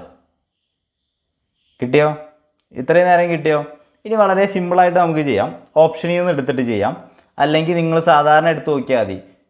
രണ്ട് സംഖ്യകൾ എടുത്ത് 56, അതായത് അടുത്തടുത്ത രണ്ട് സംഖ്യകളുടെ ഗുണനഫലമായിട്ട് 56 കിട്ടുന്ന ഏതാ നോക്കിയാൽ മതി. ഓപ്ഷനിൽ നിന്ന് എടുത്താൽ മതി, അങ്ങനെ അറിയാത്ത ആളുകളാണെന്നുണ്ടെങ്കിൽ. അപ്പോൾ ഇവിടെ നോക്ക്, 8 × 8 - 1, അതായത് 8 ഗുണിക്കണം 7 എന്ത് 56. അതുതന്നെയല്ലേ ഇത് 8 ഗുണിക്കണം 8 - 1 56 കിട്ടും അല്ലേ. അതായത് എന്നിൻ്റെ വില എന്ന് പറയുന്നത് എത്രയാണ്? എന്നിൻ്റെ വില എന്ന് പറയുന്നത് 8 അതായത് ടീമുകളുടെ എണ്ണം എന്ന് പറയുന്നത് 8. അപ്പോൾ ആകെ നിങ്ങൾ ഇത്ര കാര്യം മാത്രം മനസ്സിലാക്കുക. ഒരു ഫുട്ബോൾ ടൂർണമെൻറ്റിൽ പങ്കെടുക്കുന്ന എല്ലാ ടീമുകളും പരസ്പരം കളിച്ചാൽ എത്ര കളികളുണ്ടാവും എന്ന് ചോദിച്ചു കഴിഞ്ഞാൽ n × n-1/2 ആയിരിക്കും. അത് എത്രയാണ് തന്നിട്ടുണ്ട്? 28 തന്നിട്ടുണ്ട്. ഇതിൽ നിന്ന് നമ്മൾ n × n-1 എത്രയാണെന്ന് കണ്ടു. 28 × 2 എത്ര? 56. നമുക്കറിയാം n7 56. അപ്പോൾ ഇവിടെ 8 ഈ n-1 എന്ന് പറയുന്നത് 8ൽ നിന്ന് 1 കുറച്ചത് 7. എത്രയാണത്? 56. n എത്ര? 8. അപ്പോൾ ഇത്രയും ചോദ്യങ്ങളാണ് ഇന്നത്തെ ക്ലാസ്സിൽ നമ്മൾ ഡിസ്കസ് ചെയ്യാൻ വേണ്ടിയിട്ട് വെച്ചിരുന്നത്. അപ്പോൾ എല്ലാവരും നന്നായിട്ട് പരീക്ഷ എഴുതുക, നല്ല മാർക്കോടുകൂടി പാസ്സാവുക.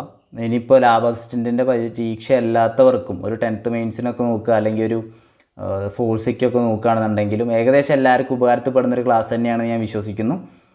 എല്ലാവർക്കും നല്ലൊരു ഭാവി ഉണ്ടാവട്ടെ. നന്ദി, നമസ്കാരം. താങ്ക്